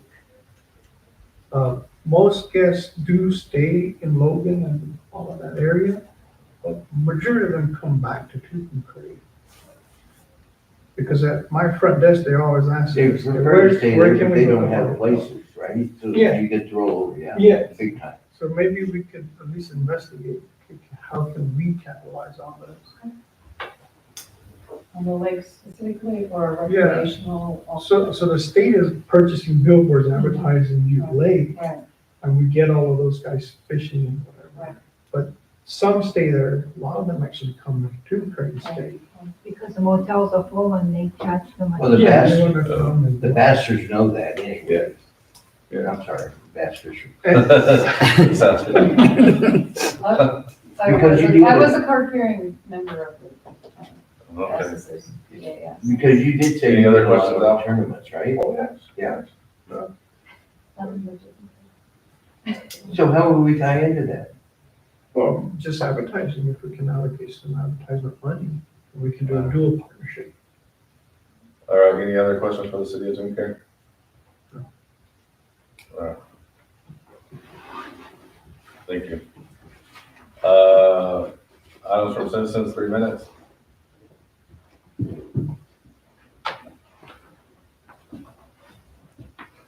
I outlasted everybody. Hi, I'm David Grable with Sun Vista Outdoor, and I'm very happy to tell you that as of this morning, all the billboards from Moriarty to Cuervo are in top-notch shape. Still tight, still on the billboard after the last couple days' winds. So everything looks real good. Right now, you have 5 billboards up. We have one more billboard to hang. It's the golf billboard. We've got the vinyl. My installer had a baby arrive about 3 weeks to a month early, and so he's taken some time off, and the wind has interfered. So as soon as that gets installed, which I would imagine it's going to be in the next 2 to 3 weeks, we'll let you know, and we'll start the billing on it. So you're not currently being billed. On a personal note, in August, my wife and I celebrated our 50th wedding anniversary. Congratulations. And at that time, she said, it's kind of time for a new direction in our lives, don't you think? She's a retired Albuquerque school librarian, And I agreed, so we put our business on the market. We're currently a couple days away from signing the final contracts. And you know what, it has been a real pleasure, serving, Tucumcari. Our relationship goes back over 18 years. We've done billboards. We started with one billboard and a couple cowboys up on it to your current program, which every year, every 3 years, it's gotten better and better. The company that I chose to go with they're the second largest billboard company in the state of New Mexico, and their offices are in Roswell. So they should have the same type of reaction and feeling as a medium-sized town as Tucumcari, so they should know your wants and needs. They are a big company. They're the sixth biggest outdoor company in the nation. And they're out of Oklahoma, the headquarters is out of Oklahoma City. It's Lindmark Outdoor. And as soon as the money's in the bank, I will be sending the city information on where to start sending the next checks and contact numbers and all of that information. But really wanted to thank you for 18 years of being a great place to come to and interact with you, and hopefully provided you with a good service. Yeah, yes, you've always been transparent. You try to come to most of our meetings. You didn't just sell us something, you serviced us as well. So I personally thank you for your hard work and dedication to our billboards. And you know, my family is from Roy, and we still unfortunately have to go up there on sad occasions. So I'll still be coming through Tucumcari to stay and have a good meal. So, but thank you very much. Good luck. Thank you.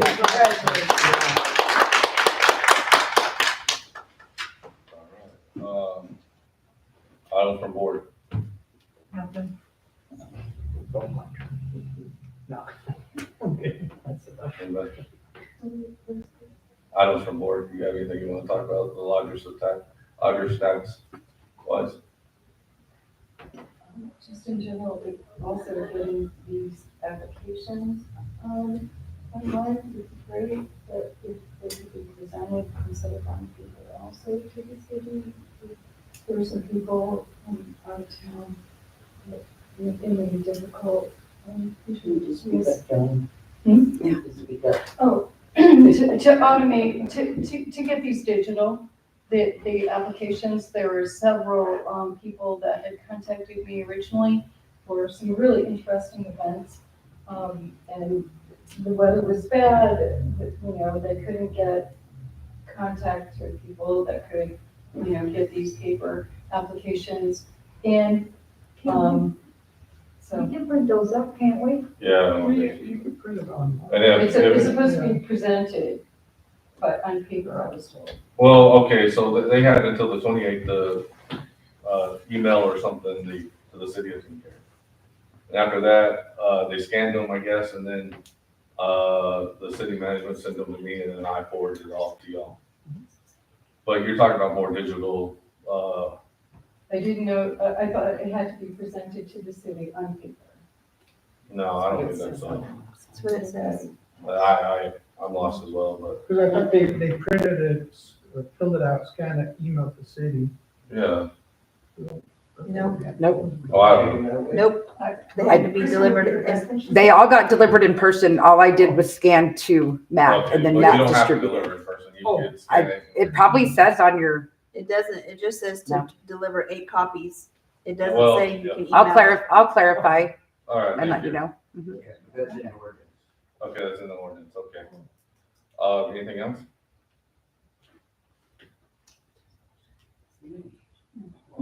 Okay, good, moving on, next meeting is the first Wednesday in April. We will do the ones that, were sent out. I think we had Fired Up, we had the Fired Up Car Club and the Texas, Party. And Rawhide Days. the Rawhide Days, yeah, Rawhide Days. And they all turned in the application by the deadline. Meetings adjourned. Second.